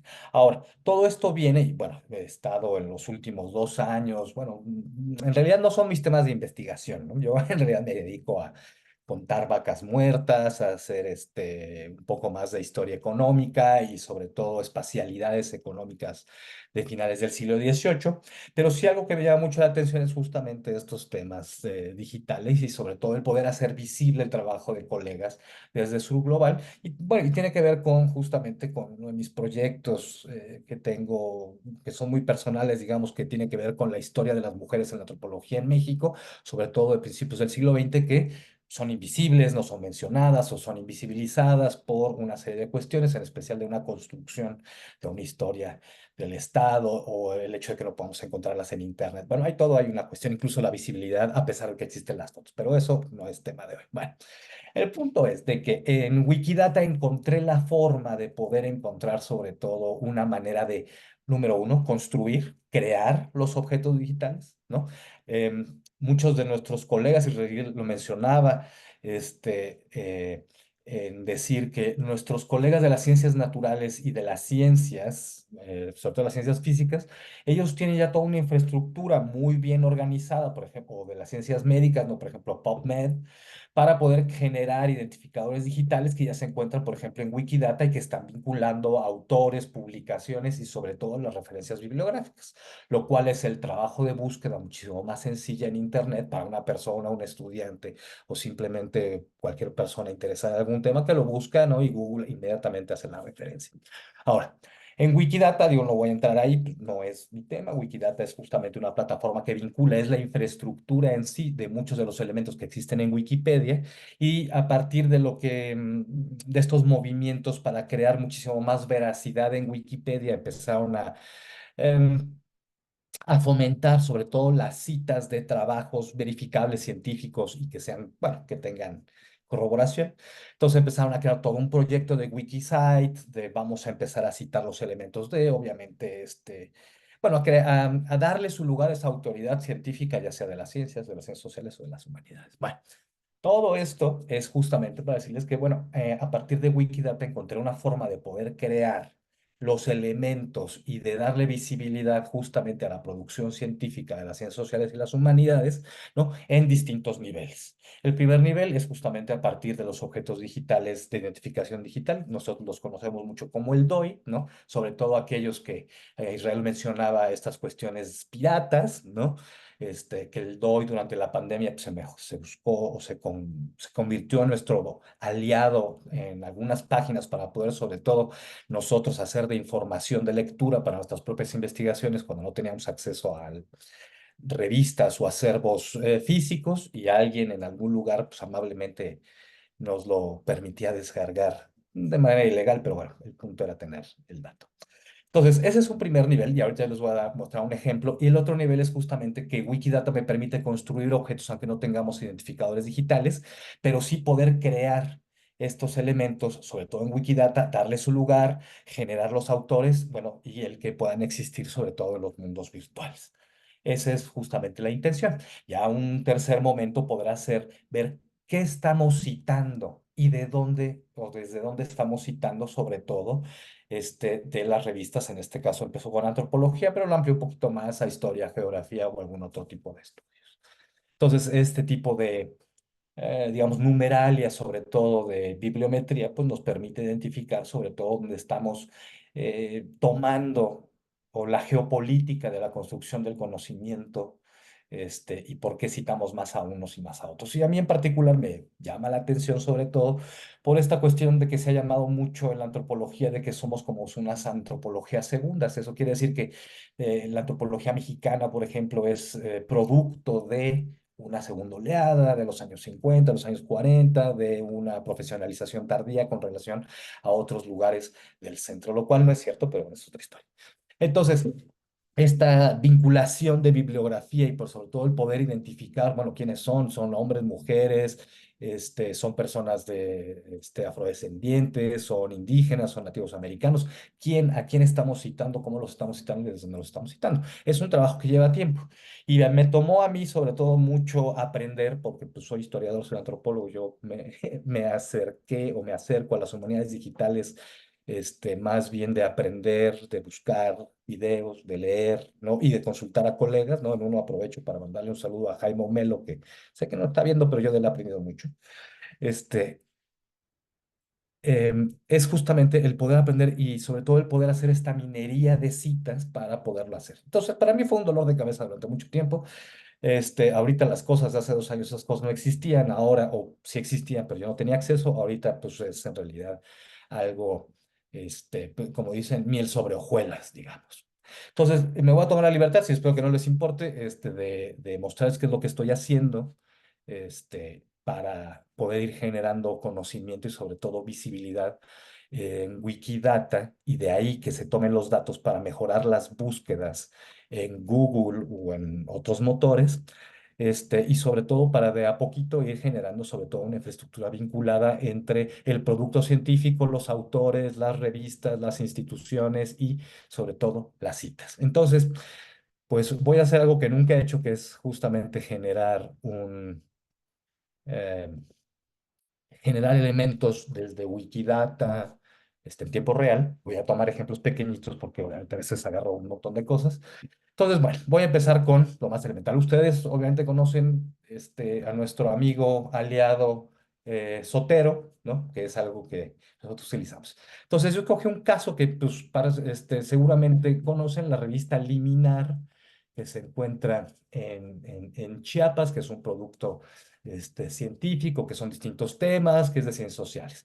Ahora, Liminar tiene la ventaja de que tiene o está o solicita sus identificadores digitales que están muy completos, muy bonitos y están ahí. Entonces, ¿qué es lo que yo hago? Lo primero que yo hago es preguntarle a Crossref, que es la agencia que regula los identificadores digitales únicos en esta región del planeta, que es América Latina. Yo le pregunto, oye, estoy buscando eliminar, ¿lo tienes por ahí? Me dice, sí, mira, eliminar, ay, no sé si están viendo la pantalla, espero que sí. Este, Sí, sí, ahí la se ve estamos viendo. un poquito más grande, ¿no? Liminar está completa, ¿no? Me dice, tiene ¿cómo se llama? Su ISBN físico, su digital. Está el 2003, que es la fecha de creación, y está hasta el 2024 con todos sus elementos. Ah, le digo, perfecto, ¿no? Entonces, ¿sabes qué? La API lo que me permite es buscar o pedirle todos los objetos digitales de cada uno de los artículos que ellos generan, ¿no? Lo cual, pum, ahí está, ¿no? Con la API ya se lo pedí, ya lo tengo ahí, también lo puedo pedir de libros. Entonces, ¿qué es lo que yo hago? Es algo relativamente sencillo, ¿no? Entonces, yo puedo agarrar aquí y decirle, ¿sabes qué? Pues necesito estos doy. Digo, hago este ejemplo pequeñito porque en realidad lo hago para todas las revistas, ¿no? A veces son 500, a veces son 2000 artículos, depende del tamaño. Yo voy a agarrar esta muestra para que lo puedan ver en tiempo real. Entonces, yo le digo a Sotero, utilizando el complemento cita, que justamente es la forma en que se puede, bueno, ahorita van a ver eso. Entonces, simplemente yo le digo a Sotero, ¿sabes qué? Quiero que me identifiques y me busques cada uno de estos artículos, objetos digitales de la revista Liminar, que son poquitos, para que yo pueda trabajar con ellos. Entonces, aquí sí el complemento lo que me permite hacer es decirle, ¿sabes qué? Oye, Sotero o complemento, ahí vamos a estar, son poquitos, pero tardan un poquito.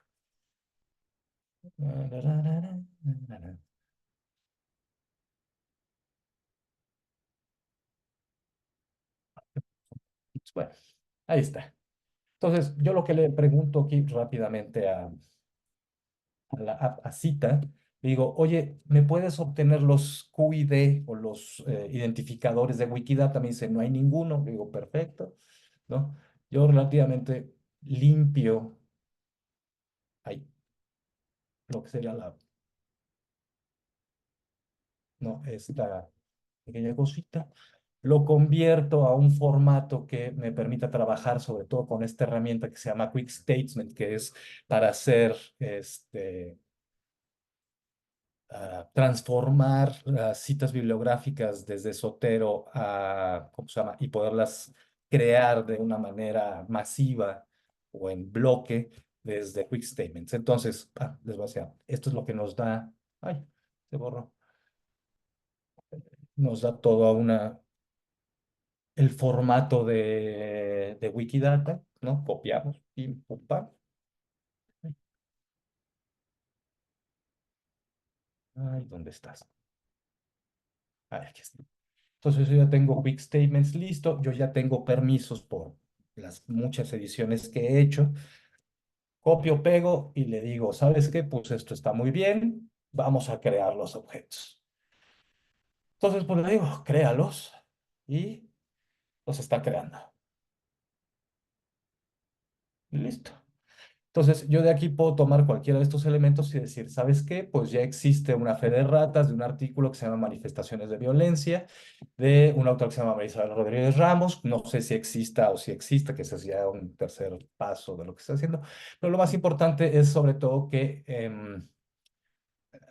se está creando el objeto, por ejemplo, en inglés, ya después hay que crear toda una edición para que el título esté o aparezca en las búsquedas en catalán, en español, en francés, en portugués, ¿no? Darle al autor su lugar, este, y sobre todo que todos los vínculos estén, o que la revista esté vinculada. Si se fijan, por ejemplo, en este elemento no existe el elemento de la revista, entonces simplemente yo lo pongo aquí y le digo, ¿sabes qué? Eliminar, y también lo puedo hacer de manera, de manera manual, lo puedo publicar, y si yo lo busco en eliminar, ya me aparezca vinculado. Entonces justamente eso es lo que hago y esto es lo que permite que se genere un elemento más cada vez que sea necesario, en miles o en 2000 o en 3000, ¿no? Que es técnicamente una ida en café, en poder hacer visible sobre todo esa infraestructura y después ir limpiando los datos para agregar los elementos a cada uno de los autores. Ahora, esto se puede hacer, digo, lo hago para artículos de revista, ¿no? Para bibliografía, pero obviamente se puede hacer, por ejemplo, para un elemento que estábamos charlando con el director de la biblioteca del Palacio de Minería, ¿no? Con el ingeniero Escamilla. Es decir, pero si estamos muy preocupados justamente de buscar personas y sobre todo darle visibilidad a los diferentes profesionistas, ¿no? A partir, por ejemplo, de las cédulas profesionales, nosotros podríamos crear ítems o personas en la plataforma de Wikidata y poderlo vincular sin ningún problema y decirlo de un jalón y decir, bueno, mira, estos son todos los ingenieros o las ingenieras que existen, ¿no? A lo largo del tiempo, porque pues la cédula profesional es un identificador constante y sonante generado desde México, los cual nos da certeza de que existe un documento oficial que certifica que esta persona tiene cierta profesión. Bueno, entonces ese es un ejemplo, por ejemplo, de las tantas cosas que puede hacer. Y el hecho de que esté dentro de la infraestructura de Wikidata permite mejorar sobre todo las búsquedas. Ya después, alguien muy animoso, y con muchas ganas y con mucho tiempo, pues puede crear entradas de Wikipedia muchísimo más vamos a llamarle, con muchísimas, con mejores referencias directamente con Wikidata y hacer un producto o una página completamente sólida, digamos, ¿no? Y incluso agregar elementos, por ejemplo, de Wikicommons, que pueden ser videos, fotografías o cualquier otro tipo de elemento del orden visual, y sobre todo que eso permite crear una visibilización y sobre todo un impacto de no solamente los productos científicos, sino también de las personas que están creando estos productos científicos, ¿no? Que a fin de cuentas es eso. Y pues, técnicamente es uno de los problemas que nosotros tenemos en el caso de México. No quiero mencionar ni siquiera lo que pasa en Centroamérica, de que muchas veces nosotros, desde México, muchas veces no tenemos ese impacto, sobre todo eh, en los ámbitos académicos de lo que algunas personas llaman como los centros globales de generación de conocimiento, como podría ser Europa, Estados Unidos y Canadá, lo cual obviamente es discutible, pero justamente es eso, ¿no? Es una cuestión de infraestructura y una manera de poder revertir de a poco y de manera gratuita es justamente utilizar pues, Wikidata. Y este pequeño proyecto pues lo vengo haciendo ya desde hace un par de años, ¿no? De a poquito.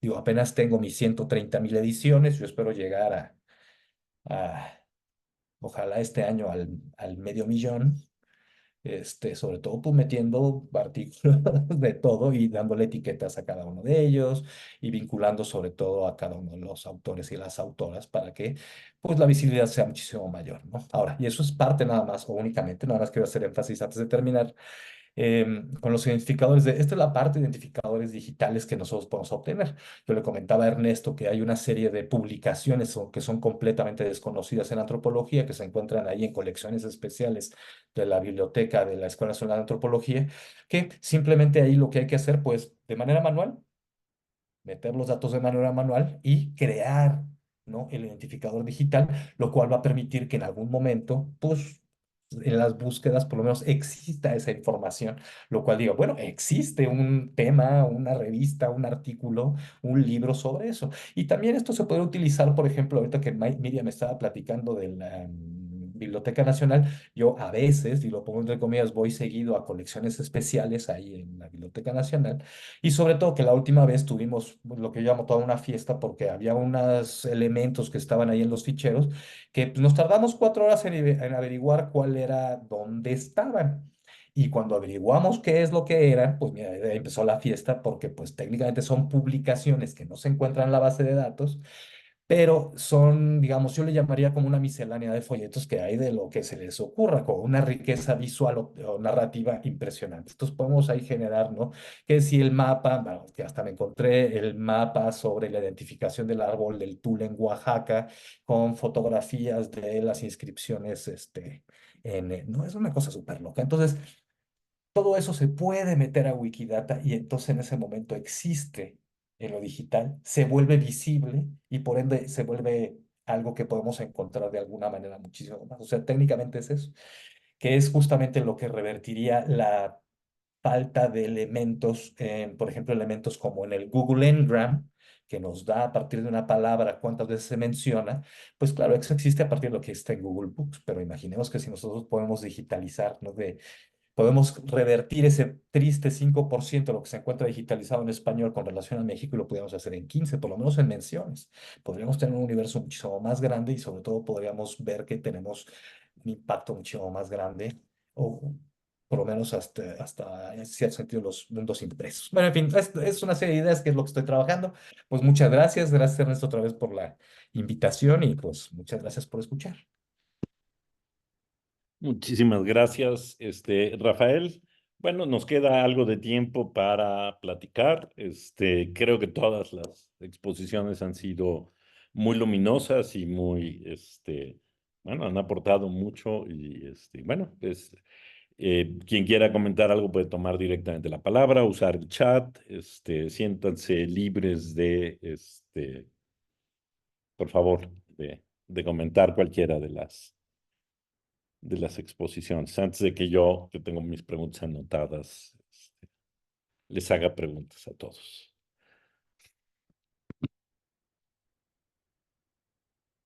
No, pues por romper un poco el hielo, no tengo así como muchas preguntas. Ah, pero alguien está participando. Ah, bueno, pero sí, al ser la primera ponencia, pues fue un gusto reflejarnos en los procesos que todos están trabajando. Sin duda tomando nota el proceso de automatización que nos comparte Ricardo. Nosotros, o sea, sin duda los temas que toca son bien relevantes y tenemos un problema de visibilización del impreso popular, que la literatura canónica suele restarle los reflectores y encontrar la manera de hacer públicos los datos que describan esto para que la gente lo encuentre, lo lea y acaso lo estudie, pues es una buena inspiración y además como lo has automatizado con estas herramientas tan accesibles nos abre mucho camino, ¿no?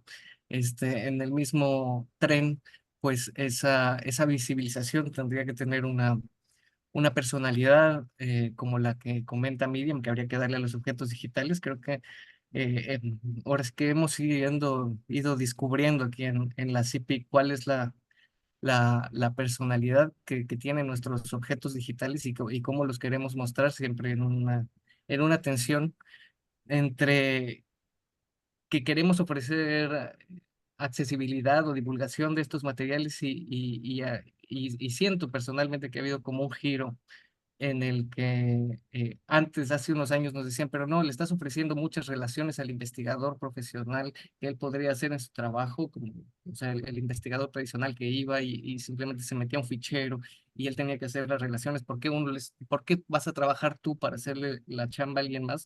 Y sin embargo, descargar un PDF que te dé más información de la que, de la fecha de creación falsa, ya comienza a enriquecer la propia lectura, ¿no?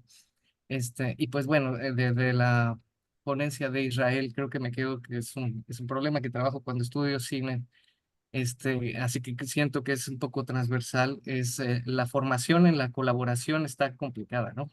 La formación en la colaboración y la transdisciplina, porque parecería que es un problema social, no solo de estos grupos de estudios en los que estamos, de que de repente llegamos y no sabemos cómo organizarnos y llegamos y no sabemos colaborar. Tal vez ese problema es más de que no estamos colaborando con tus vecinos para resolver los problemas de tu colonia y eso tal vez tendría que aprenderse por otras vías y no tener seminarios de cómo ser buena ondita con los colegas, ¿no? En fin, también me gustó mucho tu ponencia y pues ahí paro mi comentario. Muchas gracias a todos. Muy bien, muchas gracias. No sé si alguien más quiera tomar la- Rápido. Ricardo, sí. No, es algo que le decía Rafael ahorita y bueno, no es algo que se me haya olvidado, es que sobre todo para poder evitar o empezar a cambiar la invisibilidad de muchos de nuestros productos de nuestras bibliotecas, de nuestras propias investigaciones. Por eso me gusta Wikidata hasta cierto punto, es que nosotros podemos discutir y proponer identificadores. Nosotros, por ejemplo, a mí me costó mucho trabajo con ciertos colegas que les estuve ayudando, sobre todo para cuestión de crear su ítem de persona en Wikidata, es porque, pues sí, bien, si bien existe el identificador de la Biblioteca Nacional de Francia, Biblioteca del Congreso de los Estados Unidos, la Biblioteca Nacional de México tiene un identificador que es muy difícil de encontrar por autores, ¿no? Dejando a un lado que la catalogación tarda una eternidad, ¿no? Entonces, encontrar un identificador, ya sea por una tesis o algo, eso es lo que permite. Pero, por ejemplo, crear un identificador con cédulas, ¿cómo se llama esto? Hay lo que nos dan cuando nos titulamos el numerito ese, de profesiones, por ejemplo, ¿no? O un número de clasificación en la Biblioteca Nacional, o el número de catálogo ¿no? De algo, ¿no? Que no importa, o sea, está ahí, dices, hay un catálogo, por ejemplo, en Wikidata se puede, digamos, gestionar toda una forma de identificación, digamos, nacional y que se utilice para ciertos productos, por ejemplo. Entonces, eso ya permite crear una especie de colección dentro de Wikidata, de decir, bueno, existen, eh, por poner un ejemplo, no digo que se vaya a hacer, ¿no? Los telegramas que Miriam ha mencionado, ¿no? Que son un titipuchal como 2000, cada uno tiene un clasificador, supongamos que existe. Entonces, puedes decir, ¿sabes qué? Pues queremos utilizar que el catalogador de esta colección específica se utilice para Wikidata, porque pues es algo que lo identifica dentro de un universo de manuscritos y libros, ¿no? Entonces, como se puede gestionar, es algo que permite la colaboración, gestión y sobre todo empujar que existan otros identificadores que no sean los más estandarizados que conocemos. Entonces, eso también le da otra visibilización a colecciones, números, investigadores, investigadoras. Pero bueno, ese era mi. Muy bien. ¿Alguien más quisiera hacer una pregunta? Yo quiero dos comentarios. También, ahorita que Ricardo mencionó el tema de la exposición de Miriam, ¿no? Eh, yo no sé si Miriam, tú tengas acceso, digamos, desde ahí, desde el Instituto de la Biblioteca, a los archivos que seguramente el equipo de digitalización, más allá de los archivos en TIFF, digamos, los archivos, no sé si digitales o en papel, de estos registros, o sea, seguramente apuntaron en algún papel tal telegrama, se digitalizó, etcétera. A lo mejor está en papel.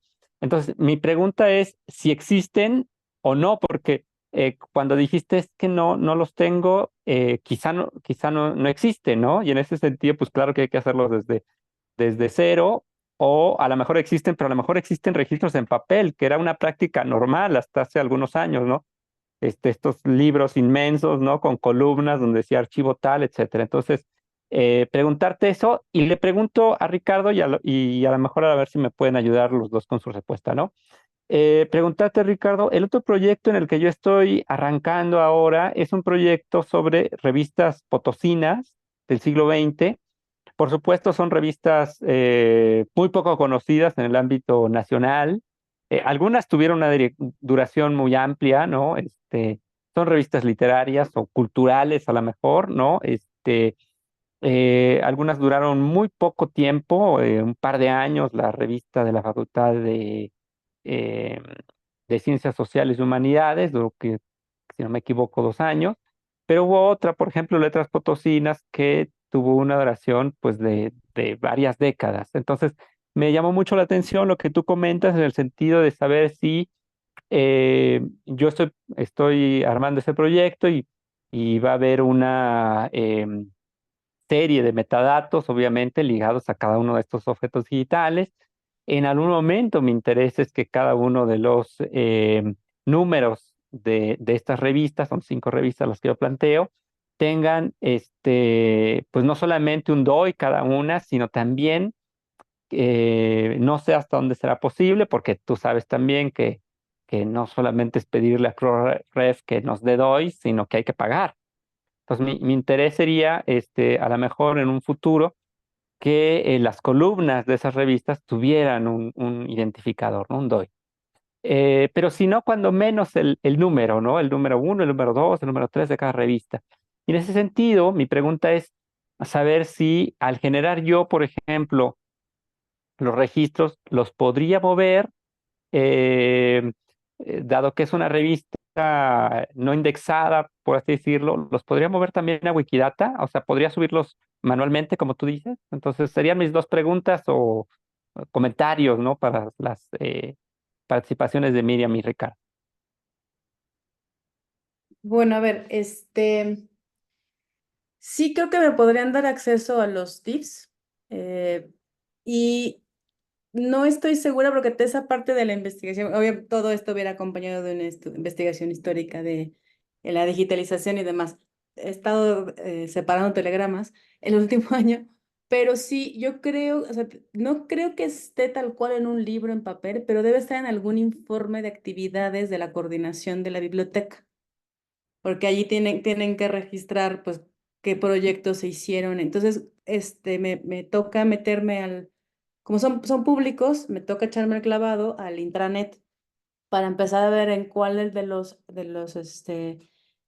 informes anuales de actividades se menciona la digitalización. Más o menos tengo como referencia la fecha de la digitalización o del principio de la digitalización de la hemeroteca, que es lo primero que se hizo. Entonces, después de esta fecha debe estar ahí cargado el registro de, ¿no? Ya creo que mucho más no creo que sea posible, a menos que, bueno, depende de quién haga el informe, si sigue en el instituto, pues se da una entrevista y preguntarle, pues si se acuerda por qué el archivo de Madero y por qué esa catalogación y demás, ¿no? Pero sí, creo que el primer lugar que estoy buscando para investigar son los informes académicos, los de labores de cada año, empezando del 2001, que es cuando empezó el proyecto de digitalización de la hemeroteca, hacia acá. A ver. Ahí te cuento si sale algo. Mucha suerte, mucha suerte. Ay, pues mira, te cuento, Israel, rápidamente. Sí, es la mejor opción Wikidata. Ya, ahora sí que el problema no es Crossref. El problema es de que o sea, tú podrías gestionar, por ejemplo, a través del Colsan, todo un paquete amigo, por llamarlo, paquete amigo Crossref. Oye, pues mira, tengo tantas revistas, pero recordemos que el Crossref es para objetos digitales. Entonces, oye, tú ya tienes el objeto digital, sí, entonces ellos simplemente te van a decir, oye, pues veme llenando. Es bien sencillo, la verdad que es bien sencillo, simplemente para que esas revistas tengan su identificador digital. Claro, después te van a hacer otras preguntas que tienen que ver con repositorios, ¿no? Muy parecido a lo que hace el directorio de revistas de acceso abierto. Digo, yo sé todo esto porque lo hice voluntario un poquito antes de la pandemia. Entonces conozco bien todos los requisitos que te piden, que si tienes el acervo Minerva, que sea aquí, sea allá, todo eso. Ahora, ¿que es un poco caro? Sí. ¿Que vale la pena? Pues sí, es una estandarización de lo que nosotros hacemos. Ahora, como digo, yo como le digo a muchas personas, digo, como individuos no nos dan un cross-ref porque pues, así no funciona, o por lo menos no lo tengo entendido así. Pero, por ejemplo, hay formas, por ejemplo, digo aquí, de poder generarse o de hacerse su propio DOI a cualquier objeto digital, ¿no? Que tú te vas a Zenodo, por ejemplo, esta plataforma de bases de datos, y tú subes, por ejemplo, tú escribiste una ponencia, vamos a decir, la ponencia del día de hoy ya la tienes lista, ¿no? O al rato Ernesto nos da el video y digo, pues con este es libre, hagan lo que quieran. Bueno, vamos a suponer que esto sea. Tú puedes decir, lo subo a Zenodo, oye, pues Zenodo tiene, y Zenodo te pregunta, oye, ¿tienes identificador digital? No, ¿quieres uno? Pues sí, claro que sí. Claro, aparece un identificador que dice senodo.pipipipapapa, pero tú como llenas el formato con ellos que tiene una cantidad de campos que es muy parecido a que es el ORCID, que te dice, esto es una ponencia, es un trabajo, una base de datos, es una foto, es un video, mira, es un póster, es un preprint, mira, yo no me sé ni cuánto hay. Entonces, te asignan si tú lo pides, te asignan un PDF, digo, perdón, un PDF, un DOI. Y eso justamente, el momento que tú le das clic, súbelo, pues, técnicamente hay que esperar a que los otros robotitos, las arañas, empiecen a buscar y a organizar esa información para los buscadores, ¿no? Google Scholar lo va a jalar. Ahora, ¿cómo sé esto? Porque, bueno, y eso es mal ejemplo, pero es buen ejemplo. Harvard Dataverse, el universo o el repositorio que tiene Harvard, que es para datos, repositorio de datos. Yo ahí, por ejemplo, lo que subí fue mi catálogo de manuscritos digitalizados por los mormones. Entonces ahí está, ¿no? O es un Excel, pero me dieron un DOI gratis. Y ese DOI, por ejemplo, pues lo puse un día ahí en el OCR, digo, en el OCR, en el ORCID, y pues ahora sí que técnicamente, y me fui a dormir, y a la semana Google Scholar ya lo había generado y dices, oye, ¿esta publicación es tuya? Yo, chis, pues sí. ¿Ves? Entonces, esa vinculación es lo que permite empezar a visibilizar cosas, aunque sean bases de datos, ¿no? Los famosísimos preprints, que nosotros todavía no llegamos a ese tipo de movimientos, digamos, en las ciencias sociales en México, ¿no? O del manejo de repositorios con metadatos e indexaciones, ¿no? Ahora recordemos que la indexación es para poder encontrar las cosas. Ya, si queremos hacer métricas, bueno, ya sé, es otra historia, ¿no? Pero todo con Wikidata, que yo sí le tengo mucha confianza en ese sentido, se pueden generar los objetos, aunque sean 5 revistas, aunque sea una revista, aunque sean 1000. El punto es que estén vinculados y si ya vas a tener el objeto digital, pues mejor. Técnicamente los haces visibles de un día para otro. Perfecto, perfecto. Muchas gracias, Ricardo. Gracias. Pues muchas gracias. Bueno, no sé si nos queda espacio como para una última pregunta. De lo contrario, pues la verdad, agradecerles mucho a los 5 ponentes. La verdad es que estuvo muy interesante. Además, debo decir que ha sido una mesa de humanidades digitales en un sentido como muy fuerte.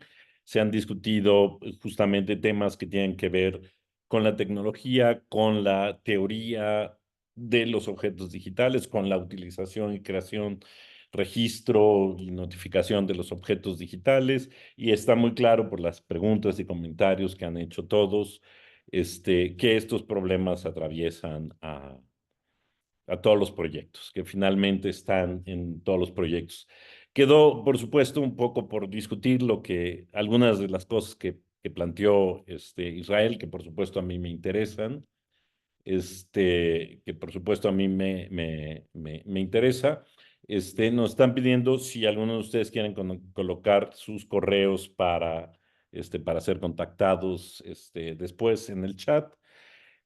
Pues decirles, justo, ¿no? En la red de humanidades digitales trabajamos, quiero decir, como muy arduamente en impulsar algunas de las preocupaciones de Israel, es decir, de las cosas que, por ejemplo, a mí me tienen sorprendido es que el CONACYT ya tiene registrado que existen proyectos de humanidades digitales y ya por lo menos les da un poco como su lugar, aunque falta mucho por hacer, ¿no? O sea, como que de alguna manera han empezado a notar que existimos y que se están produciendo, pero digamos, también me queda muy claro, por ejemplo, que al interior de las comisiones hace falta mucho trabajo para que los colegas sepan de qué estamos hablando y por qué, digo, hoy me tocó justamente una discusión sobre qué tipo de tecnología pueden ofrecer los humanistas, en fin, ¿no? Hay mucho que hacer por ese camino. Pero creo que justo mesas como estas que muestran muy bien el tipo de preocupaciones, de preocupaciones humanísticas y al mismo tiempo el tipo de preocupaciones tecnológicas, explican con mucha claridad qué son las humanidades digitales y ayudan justamente a difundirlo. Pero bueno, pues no me queda más que volverles a agradecer a todos, tanto a los asistentes como a los ponentes, el haber participado. Y bueno, la Semana de Humanidades Digitales sigue hasta el viernes. Hay un montón de actividades muy interesantes como esta. Así que los invito a seguir conectados. Buenas noches. Muchas gracias. Gracias. Muchas gracias. Muchas gracias, aprendimos mucho.